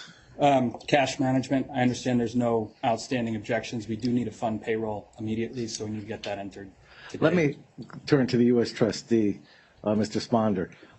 Do you want to let me know as we go through these if there are specific issues? That's fine, Your Honor. All right. So with cash management, any issues that you haven't worked out? No, we've worked out all our issues. Thank you. All right. Any other parties wish to be heard? Granted. Thank you, Your Honor. Next is bid protection. Now that I said all that, let me help my court recorder here. So we've done joint administration, which is number 33 on today's calendar. Cash management, bear with me, number 43. All right. Thank you. Your Honor, if I may, we also, this is Jeff Spawner from the Office of U.S. Trustee. We're still waiting to get the final orders, so we have not, although we're resolved, we haven't received the final of those. So. And I'm assuming all of these are going to be ordered to be submitted? Or Yes, most of them require no changes, so you can, it's just the order that's been filed. the order that's been filed is the latest version? So if it's cash management, is that the latest version? I don't believe another cash management is. I think it's the latest, yeah. I don't know, Your Honor. I would say this. I'm reserving our rights, but I haven't seen any final orders. How about this, so we don't make it uncomplicated? Why don't I just mark everything as we go through them, order to be submitted, and you send us the final version with notice to the UST. As far as cash management, so that we can make payroll, I'll mark it, also enter it as a bench order, so ordered today from the bench, so that there's no issue as far as using cash for payroll. Great. Thank you, Your Honor. Next up is bidding procedures, docket number 33. We filed 3 declarations from Mr. Cohen at docket 35, Mr. Rifkin at docket number 36, and Ms. Freka at docket number 34. Would just like to enter those into evidence unless you have any questions, Your Honor. I do not. Any opposition? All right.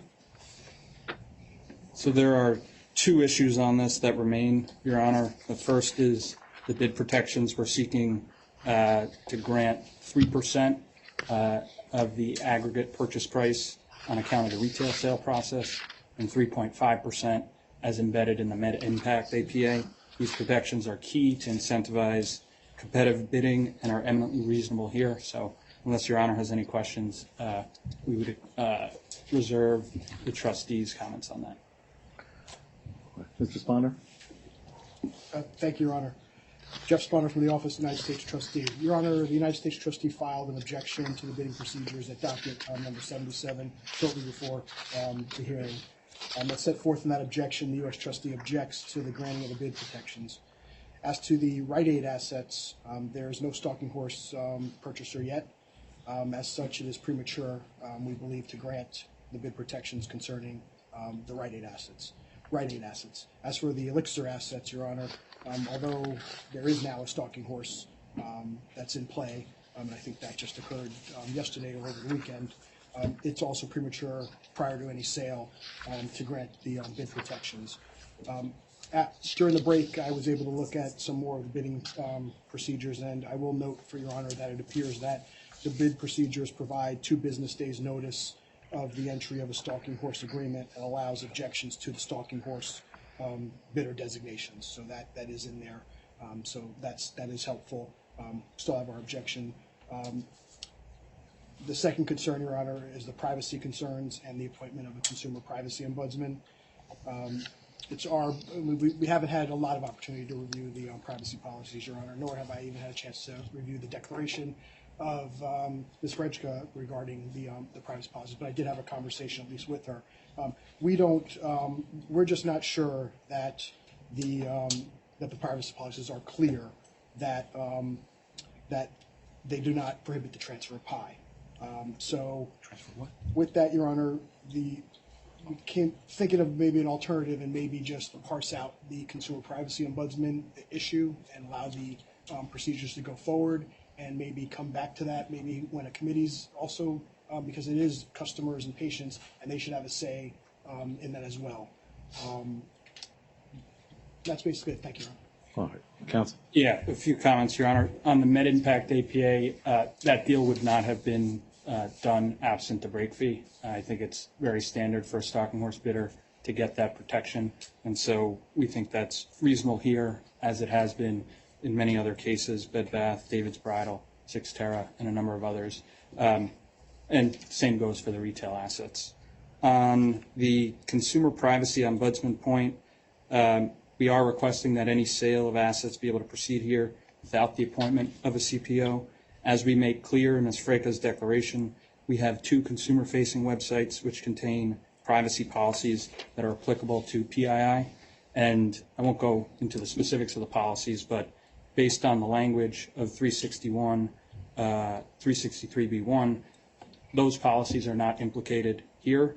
And even if the code were implicated, the transfer of PII in any sale would be consistent with our privacy policies and HIPAA requirements. And so we don't think appointment of a CPO is necessary here, and we'll rely on the testimony in Ms. Freca's declaration.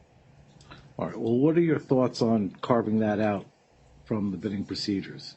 Does it undercut the bidding procedures orders to allow the committee or the trustee to review the privacy issues at a later point? I think we would prefer to go forward with the relief that we requested, not only because it's baked into the bidding procedures, but it's also baked into our store closing sales, which are ongoing in the interim period. So I think we would rely on the argument made in our papers and Ms. Freca's declaration. All right.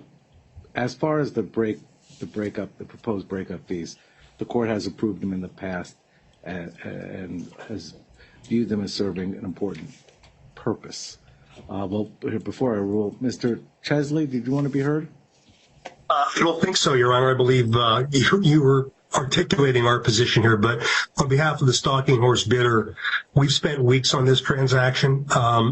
Many hundreds, if not thousands of hours, bankers, lawyers, and other specialists, and we could not nor would we have gone forward with this transaction without the bid protections. The debtors negotiated us down from what we thought was a more market-based to the 3.5%, but we're willing to accept that to move forward as the Stalking Horse.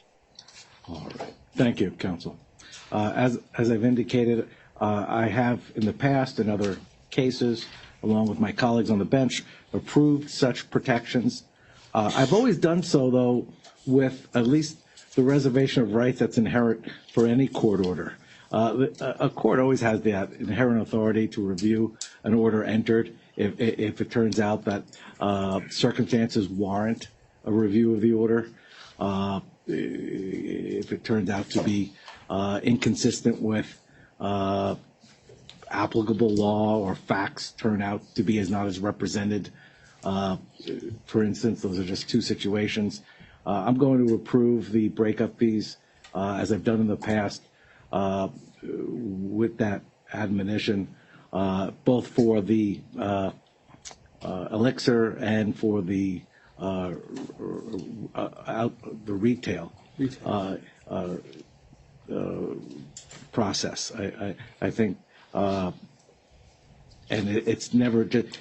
I offer those admonitions knowing that at the end of the day, they always seem to have served a valuable purpose or have become irrelevant when we get there. So if facts or circumstances warrant a review, we'll look at it at another point in time. But I don't foresee that, but I will approve it. I do want the car. I want to provide the committee and the U.S. trustee with the ability to further explore the carve-out for the personal identifiable information. How best do you suggest we do that? I'm happy to make it subject to a committee review within 10 days of their appointment. I think that works, Your Honor. All right, Mr. Sponder, does that? That's fine with the understanding that if the committee has an issue, they can. They'll bring it in front of me, and we'll have it on shortened time. So with that, I'll ask it. I'll mark an order to be submitted. Then, if you could just make those changes. Great. So that's number. Thank you, Your Honor. Thank you, counsel. Mr. Baker, you have a raised hand. It's an attendee, Judge. Oh, all right then. We'll strike that. Yeah, that's number 51 on today's calendar. All right. Mr. Fiedler, you continue, please. Judge, one moment. I'm actually going to promote Mr. Baker to panelists. Oh, all right.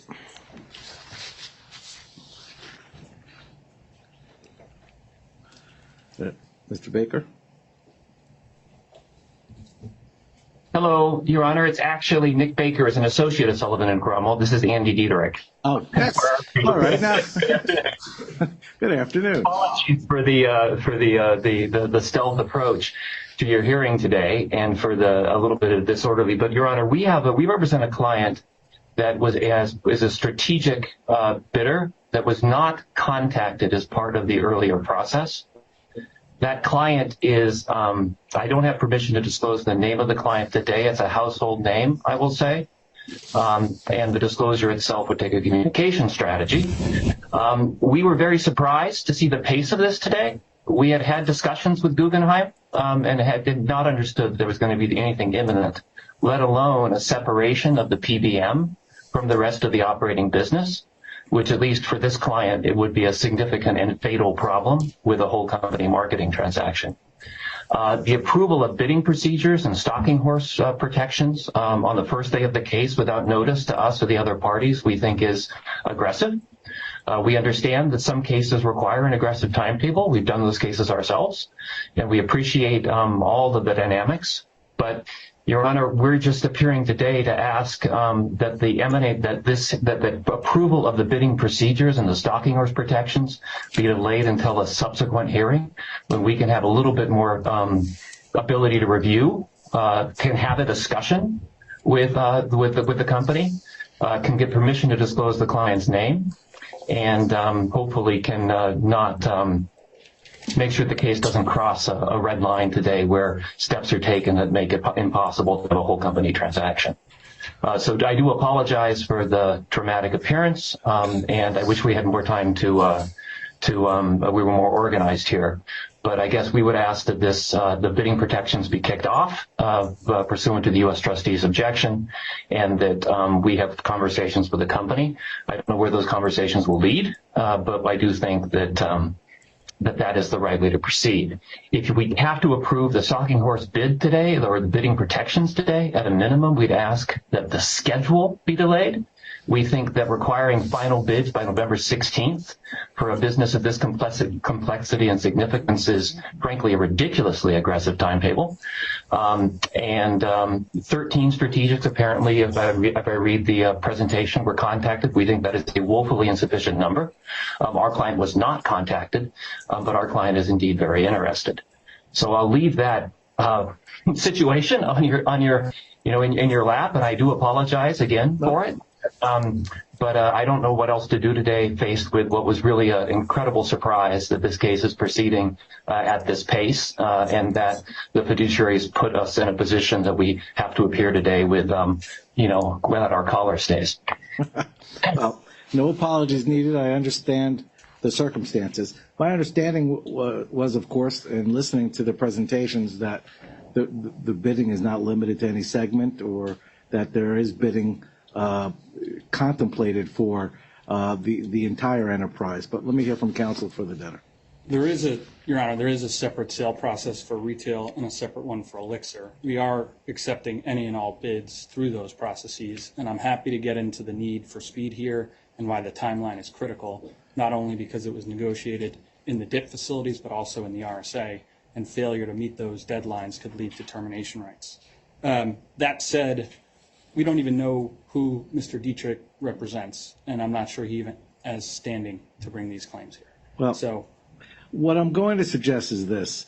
I was prepared to and did approve the motion with the caveats that we've discussed. That doesn't limit negotiations between the debtor and any prospective bidders. The door is open. We have ample time, and there's maneuverability under the terms of the bidding procedures to extend the deadlines. I doubt anybody's going to disregard that opportunity, especially the lenders, if it looks like there could be a workable transaction. So I'll urge. I appreciate, Mr. Dieterich, your involvement. I urge you to have your clients, or for you to reach out for debtors counsel. There'll be a committee appointed shortly too, and if need be, my doors are always open, and the parties can come back in to look to adjust timetables. But I'm going to as you can probably imagine, my concern too is always for administratively insolvent cases going forward, and delay never certainly tends to lead to that. So the door is open for your client to continue discussions. Thank you, Your Honor. We understand. I have one question, if I may. The breakup fee, is that due if the deadline is passed, or only if there's an overbid? So if we're not able to get a bid in by the November 16th deadline and an extension would be required, is the 3.5% breakup fee due in that circumstance? Counsel? On the Elixir APA? Yes. On the Elixir, yes. There are a number of circumstances in which the break fee would be owing. If we miss a deadline under the bidding procedures, that would not give rise to the immediate break fee. And if MedImpact terminated the APA, they would not be entitled to a break fee. Does that answer your inquiry? I think so, Your Honor. Thank you. I appreciate the answer, counsel. Thank you. All right. Then let's continue. Thank you, counsel. Thank you, Your Honor. Thank you, Your Honor. Next up is customer programs at docket number 8. All right. Unless Mr. Sponder has any comments, I think this one is uncontested as well, and we would request entry of the order. Mr. Sponder? Your Honor, I'm going to step in on this one. We did negotiate the terms of the order prior to today. Lauren Bielski with the Office of the U.S. Trustee, and we believe we worked out the language, but we have not actually looked at the resulting order that I think was filed on the docket that hopefully incorporates everything we discussed. All right. Then the motion will be granted, subject and order to be submitted upon review as well by the U.S. Trustee. I'm just looking on my calendar. This was number 8 on the docket? That's right, Your Honor. All right. That's number 46, Kia. You're welcome. So the U.S. Trustees, assuming the language is in there, is not opposing the entry, correct? Assuming that language is in there, Your Honor, that is correct. All right. Thank you. Market order to be submitted. Thank you, Your Honor. Next up is the wages motion. Obviously, our employees are the lifeblood of this company. We have agreed on a form of order with the trustee's office. We are not making any payments on account of insiders in the interim period or paying any amounts that exceed the cap under 507A4. So unless Your Honor has any questions, I think this one is consensual as well. Docket number 17? This is 17, yes. All right. Kia is number 35 on the calendar. Mr. Sponder? Thank you, Your Honor. Jeff Sponder from the Office of the United States Trustee. We are resolved on this. Same issue is to make sure that our changes are incorporated in the order that's been filed. So if you can mark an order to be submitted, that would be fantastic. Thank you, Your Honor. For any concern so that payroll is not interrupted, I'll have it so ordered from the bench, subject to the entry of the order. Thank you, Your Honor. Next is the critical vendor motion at docket number 18. I believe we are resolved on this one as well. So unless Mr. Sponder has any comments, we'd request entry of the order. Ms. Bielski? Thank you, Your Honor. Lauren Bielski. Same issue. We have agreed to what we believe will be the final order, but we haven't looked at any of the final orders that were actually filed. All right. Then I will mark that granted. Obviously, with all these motions, the court has reviewed the underlying motions, but the court will review the orders as submitted. We'll mark this OT granted, but OTBS. Thank you, Your Honor. So the next up is creditor matrix at docket number 8. We do have one issue that remains outstanding that I'm sure you're aware of. While we ordinarily seek to redact the home addresses and email addresses of individuals for the reasons set forth in our motion, here we're also looking to redact names as well as the home addresses and email addresses of any individual on any paper file during the cases. Your Honor, we have HIPAA obligations that specifically apply to cover entities like Rite Aid. It's very difficult for the company to ascertain which of its creditors, customers, employees, and equity holders are also patients of the company. And so it would put a huge burden on the company and the claims agent to have to parse through all of our individual creditors to determine who is also a patient. So suppressing the names of those individuals will present the inadvertent disclosure of protected health information, and we think is undoubtedly appropriate under 107C1 of the code. Ms. Bilski? If I could have a few moments of the Yes. podium for this one.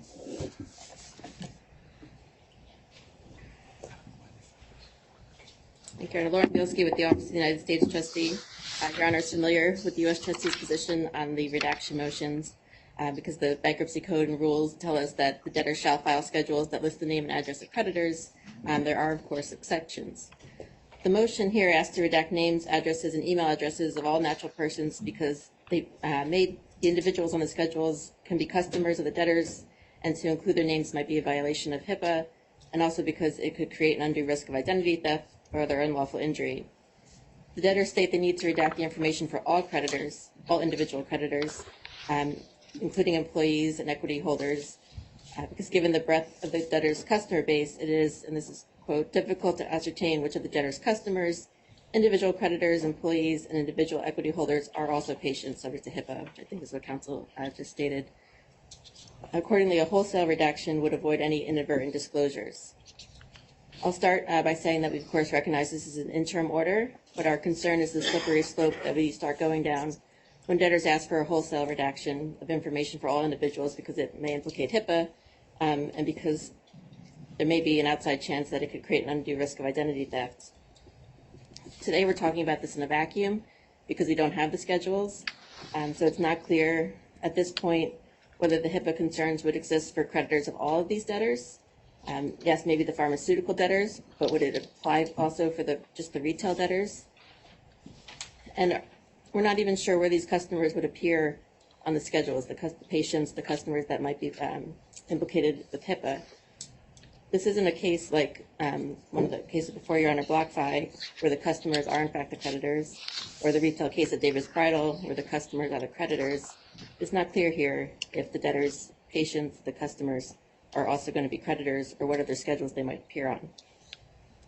So while I don't think we can parse all of this out today, Your Honor, we understand interim relief may be necessary. We do think we need more information before a final order would be able to be entered on these issues. Counsel, what docket number was this at? Just trying to help me along.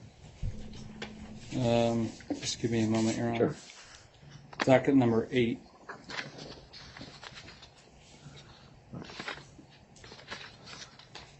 All right. I agree with the U.S. trustee that we need more information. I don't know what the impact, whether they're truly listing the name of a creditor in a schedule is a HIPAA violation or not, or indeed what part of the schedules they would appear in.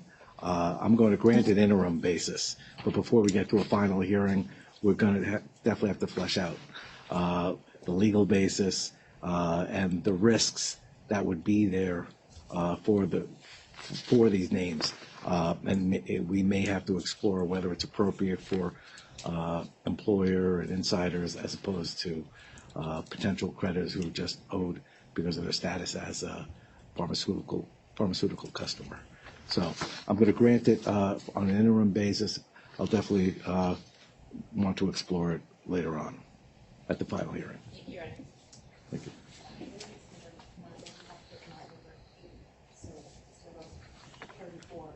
That's what I'm looking for. 34 on Kia. Thank you. Just our separate code. Thank you, Your Honor. That's it for me for tonight. All right. Thank you.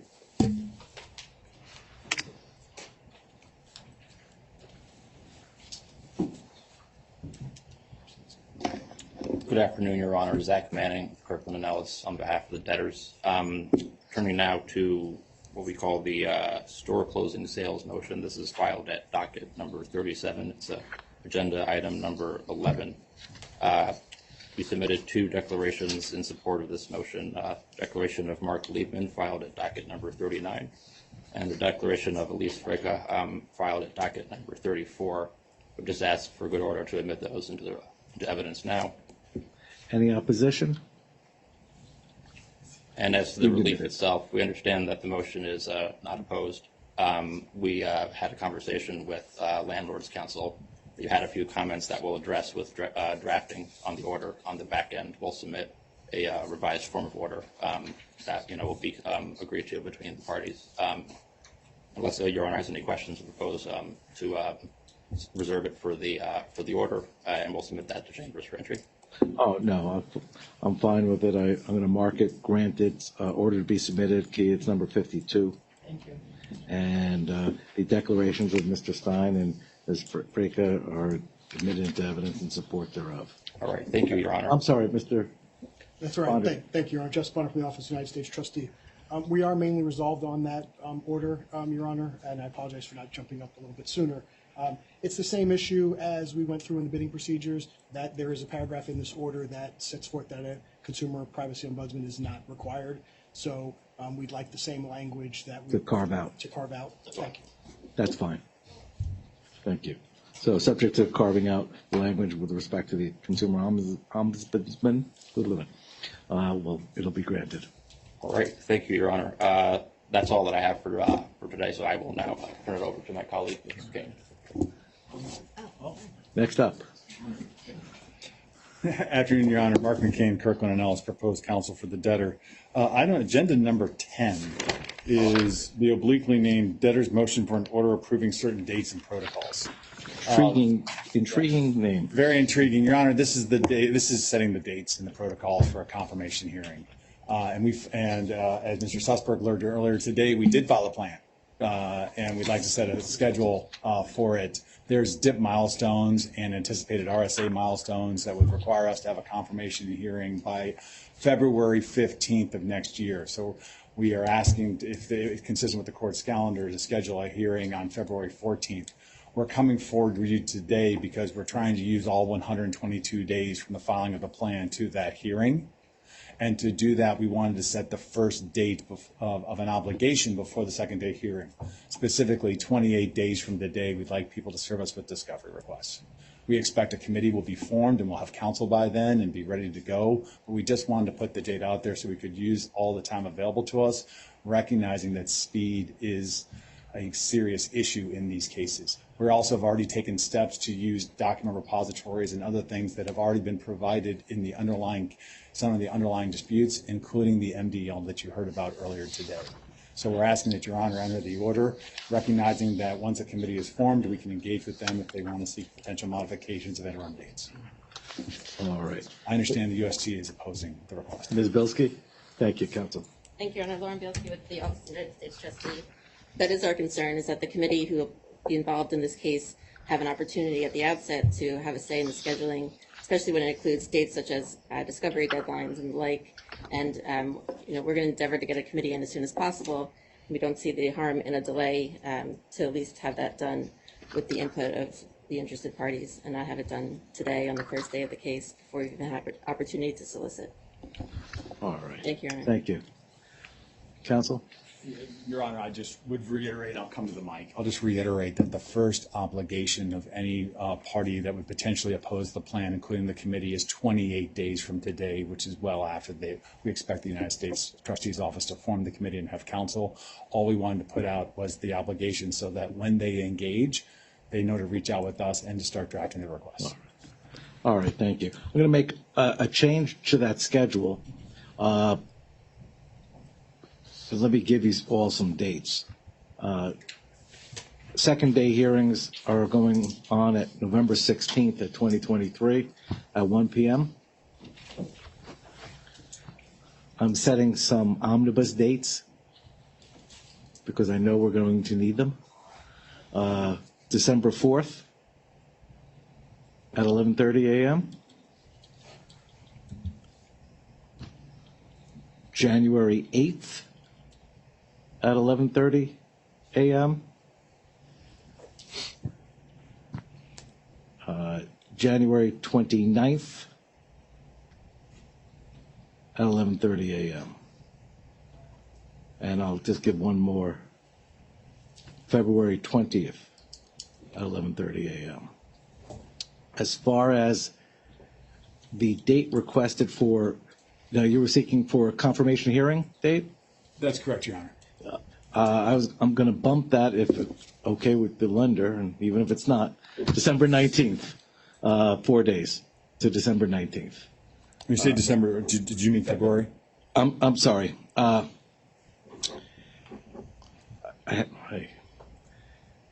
date you had for confirmation here We were was proposing Valentine's Day. February 14th. Correct. Right. I'm sorry. Well, we know where we can get Valentine cards. We don't know who owns them. But. Sorry, Your Honor. I was going to put that on February 20th, if that works. Very good. Thank you. All right.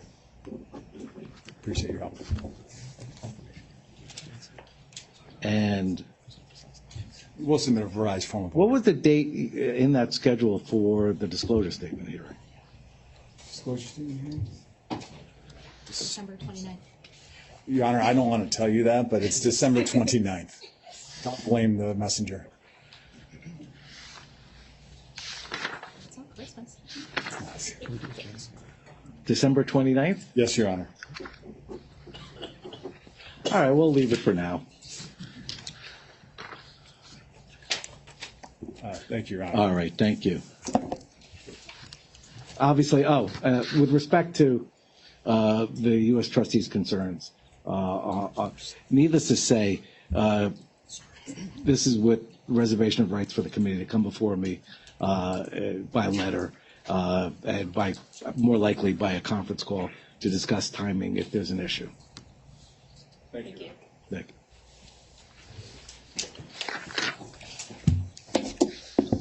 Good afternoon, Your Honor. Good afternoon. For the record, Noah Sosnick from Kirkland & Ellis on behalf of the debtors. Your Honor, I'll be taking us through the balance of today's operational and procedural first day motions. Beginning with the case management motion, filed with docket number 3. Your Honor, this motion requests implementation of standard procedures aimed at easing the administrative burden on the court, and the relief requested is standard granted in many large cases in this district and others. The motion is unopposed, and so unless Your Honor has any questions, we respectfully request entry of the order. That's fine. Do you have an agenda number? Do you have? I believe it's agenda number 13. Yeah, just let me know those. That helps. All right, Key, it's number 47. Nope, that was, wait a minute. Oh. No, sorry, that was agenda number 12. 12.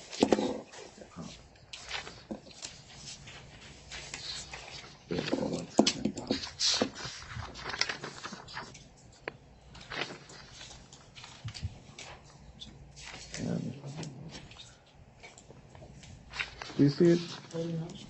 Or-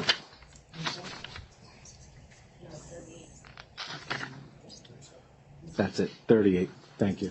Okay, great. All right. That's granted. Great, thank you, Your Honor. Next is the debtor's retention application for Kroll to serve as claims and noticing agent. Your Honor, Kroll has vast experiences in cases of this size serving in this role, and the purpose is to ease the administrative burden on the debtor in administering these large Chapter 11 cases. Your Honor, we filed a declaration from Benjamin Steele from Kroll. It was included as Exhibit B to the retention application. I'd like to move that into evidence at this time. Any opposition? Accepted into evidence. Thank you, Your Honor.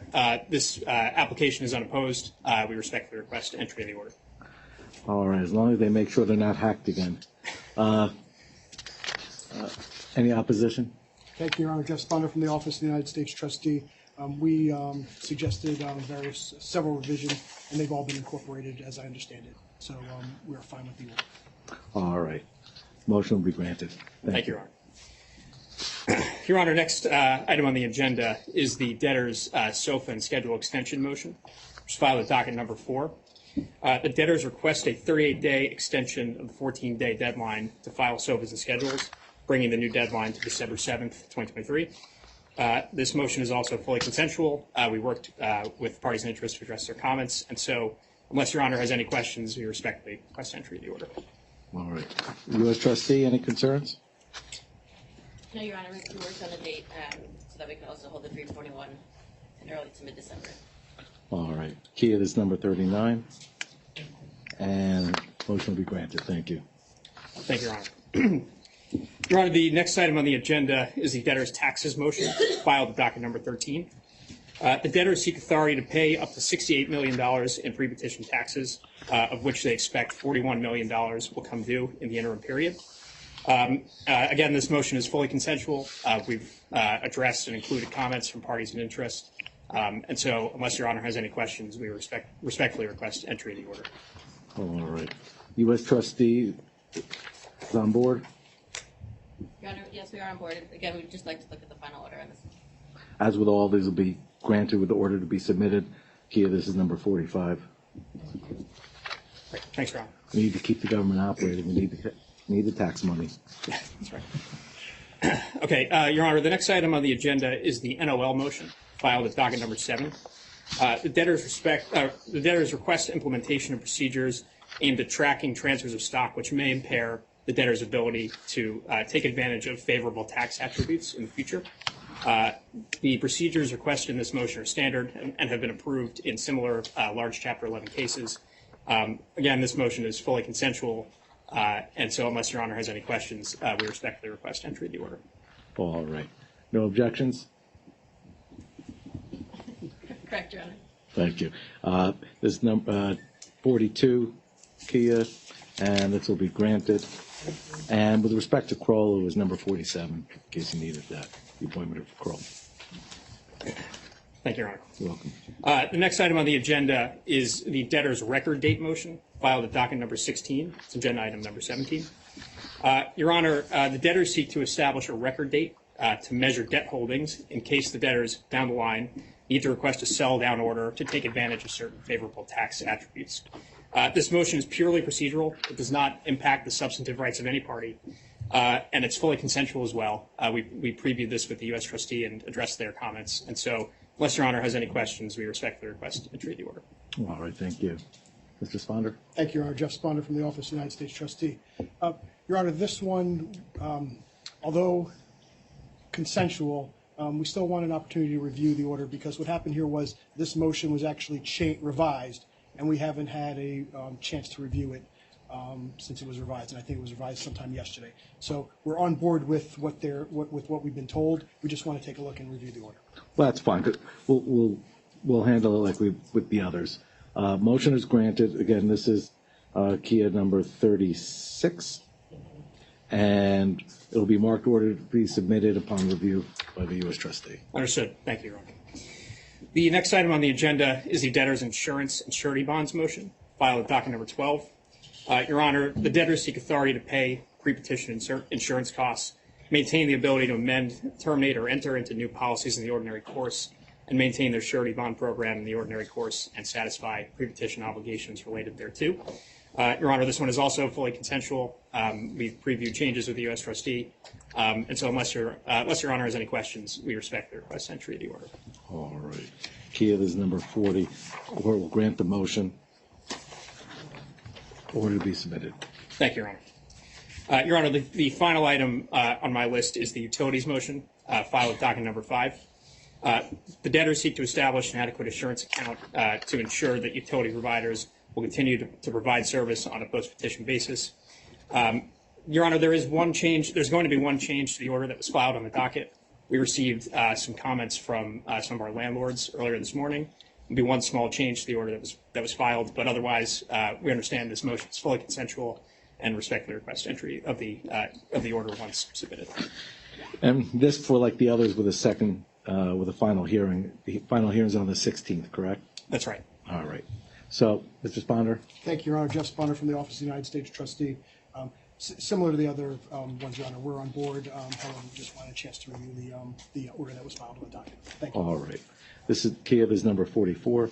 Mark it granted. With all the orders that are being submitted today, including those that I've marked so ordered for the bench for payroll purposes, send them to Chambers, to my law clerk, Becca Earl, and let us know, make sure that we know that the U.S. Trustee's Office has reviewed and signed off on it. Understood. We'll do that. Thank you, Your Honor. All right. I think that That's all I takes have. care. Yes. Thank you. Thank you, counsel. We're back to the DIP loan, correct? Good morning. Good Long ago. Time's on a spectrum these days. Good afternoon, Your Honor. Aparna Yanamandra from K&E, proposed counsel to the debtors. Your Honor, I think we are fundamentally down to one issue with the clarifications that I'll describe. This very much falls into the bucket consistent with what you've done on some of the other orders, where we'll need a bit of time to just finalize the language, and we'll submit it to be ordered. But I do want to sort of address some of the comments as well as preview what some of these solves look like. So first, and I'll be quick here, but there were some comments in Mr. Moulton's commentary that I simply cannot let go unanswered. The first was that Rite Aid does not take its opioid exposure seriously. As an initial matter, Rite Aid is not a Walgreens or a CVS. We simply don't have the exposure they have. We're also not a drug manufacturer. And for all the lawsuits he filed, there were approximately 20 million in settlements, just to give you a sense of scope and perspective. Two, the one thing he did say that I agreed with was that the government should have a voice. And here the government has a voice. They've had a voice since 2018, which is when Rite Aid started first working with the various AG's office. And the PEC has had a voice since at least 2020, which is when Rite Aid started working with them. And in 2023 alone, there were 10 financial presentations made to those groups. So they have been fully up to speed, and we consider them a partner in what we're trying to accomplish here. Second, with respect to the government having a voice, we've been in discussions with the AG's office for months now. In fact, at our request, Mr. James Donahue is in the courtroom. He is the first Deputy General with the AG's office. Last week, Mr. Donahue and certain of his colleagues met with Mr. Stein, our now CEO and CRO, and Mr. Sabatino, so they could hear directly from that group that we are focused, laser focused on reaching agreement on conduct and injunctive terms to make sure that whatever behavior it is that needs to be remedied is actively on the way to being remedied. And those discussions have, of course, been going on for years, but I agree with Mr. Moulton that they take on a new level of seriousness when you're trying to resolve it through a Chapter 11. So we expressed our commitment to the various AGs. The meeting was with Pennsylvania, but there were a number of other AGs that we've been in discussions with. And we thought Pennsylvania was the right place to start because it is a Pennsylvania company. Those discussions will continue, and I am hopeful that we'll be able to reach agreement on conduct and injunctive terms.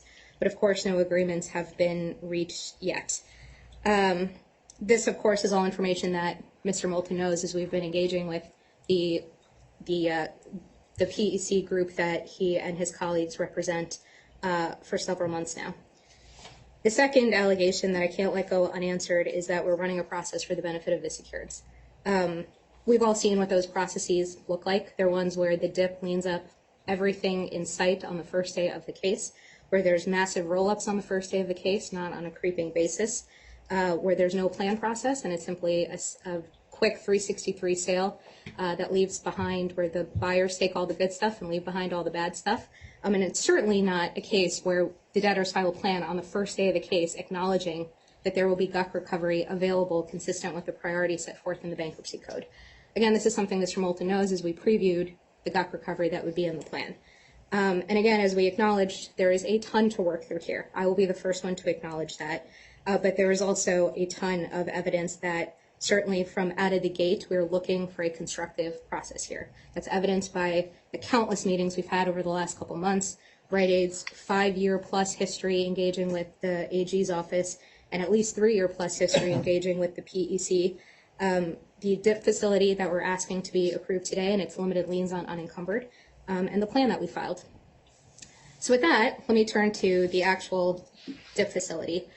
Your Honor, there were 3 categories of objections left, but they all more or less fell into the same category around the requested waivers.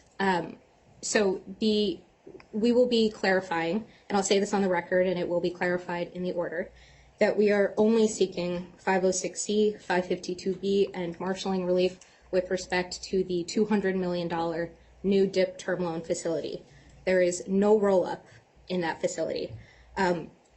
Frankly, I'm not even sure if 506C and 552B even apply when it's entirely new money facility, but to the extent they do, it is important that to get access to that new money that we provide the lenders this comfort.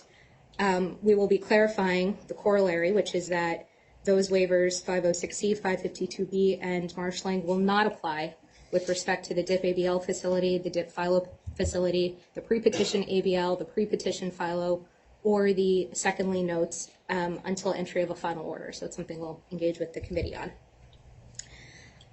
Second, just to clarify, the order as filed already provided that there be no liens on avoidance action proceeds until entry of a final order, but I appreciate it's a 121-page order, so I just wanted to state that on the record. It won't show up in the red line because it was already in there, but it will be, it's on page 47 and 48 of the existing DIP order.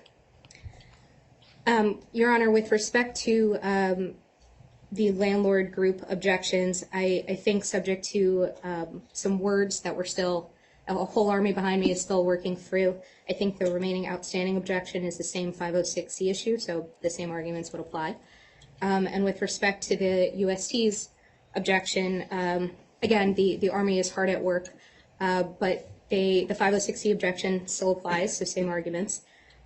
With respect to the roll-up of the pre-petition ABL and the pre-petition FILO, I want to clarify the existing order already contemplated that would be subject to the challenge period, but we've added additional language to ensure that to the extent Your Honor deems necessary or required following the expiration of that challenge period, Your Honor can fashion whatever remedy you see fit to address. And then finally, in other words, subject to a further court order. Correct, subject to a further court order. Okay. And then finally, there was concern around the what's referred to in the DIP order as the specified sale defaults timeline. That's the one that Mr. Stonder referred to as being on a very rapid timeline. So first, to clarify, the specified sale timeline is not the sale process that we're trying to run. It's not the one that Mr. Fiedler walked through. This is the doomsday scenario, for lack of a better term, process. And based on the process we'd like to run, if we're at the point in the case where, despite our best efforts, we are where we are, we will need to move quickly at that point.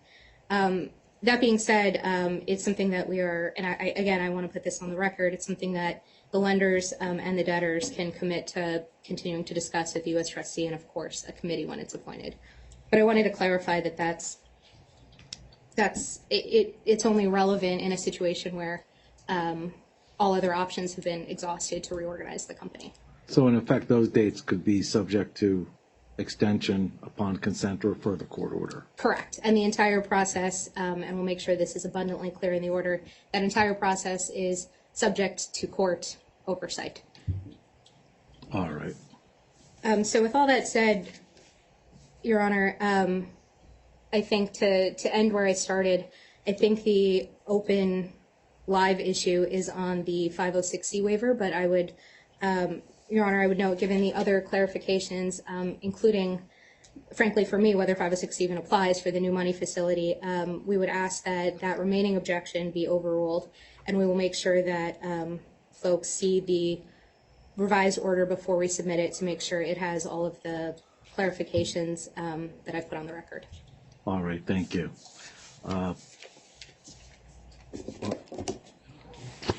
Council, one. May I be heard briefly, Your Honor? Absolutely, we'll take counsel. Go ahead. Just to clarify Ms. Yanamandra's comments, again, Ivan Gold of Alan Mackins for a number of the landlords, Your Honor. I have an outright rejection to one of our proposals on the DIP order, and that related to the comment I made to Your Honor regarding the intersection of the 154 rejected leases. The debtor's response is that the lien attaches to these as part of the collateral package until they're rejected, which if you pick up docket number 25 and look at the proposed rejection date for all the leases, it was Sunday. The problem is the debtor has not returned possession of all the leases. So all of these leases are going to be, once you enter the order under the rejection motion, are all going to be rejected within about a 3-day period maybe. And for that, we're going to impose a lien on the lease that, as I noted, and I'll cite a case to the court, Austin Development, which is out of the Fifth Circuit, 19 Fed 3rd 1077, there's a split in the case law as to whether that security interest survives rejection. So the privilege of showing up and having a Rite Aid and having it rejected on the first day of the case, there's still a lien on it.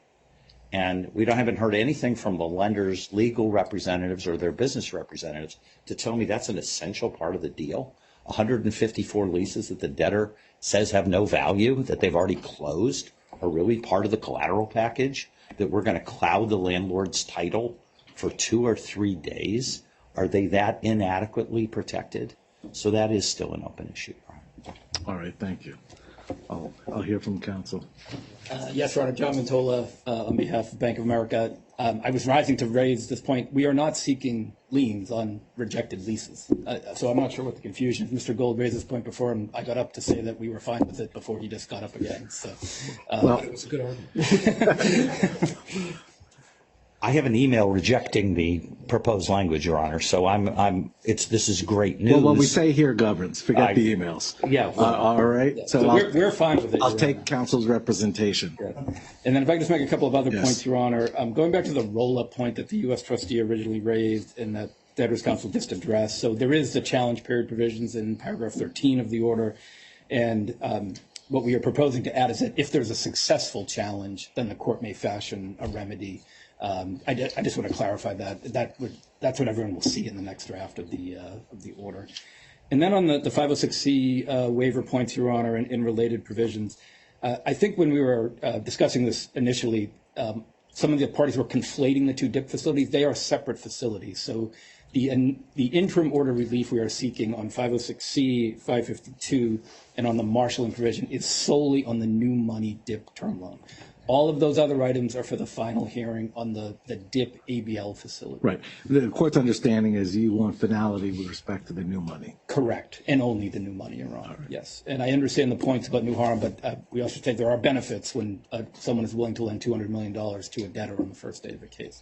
So that is all we are seeking, and it is only with respect to the new money, Your Honor. All right. Thank you. Thank you. Counsel. Good afternoon again, Your Honor. For the record, Leslie Heilman, Ballard Spar.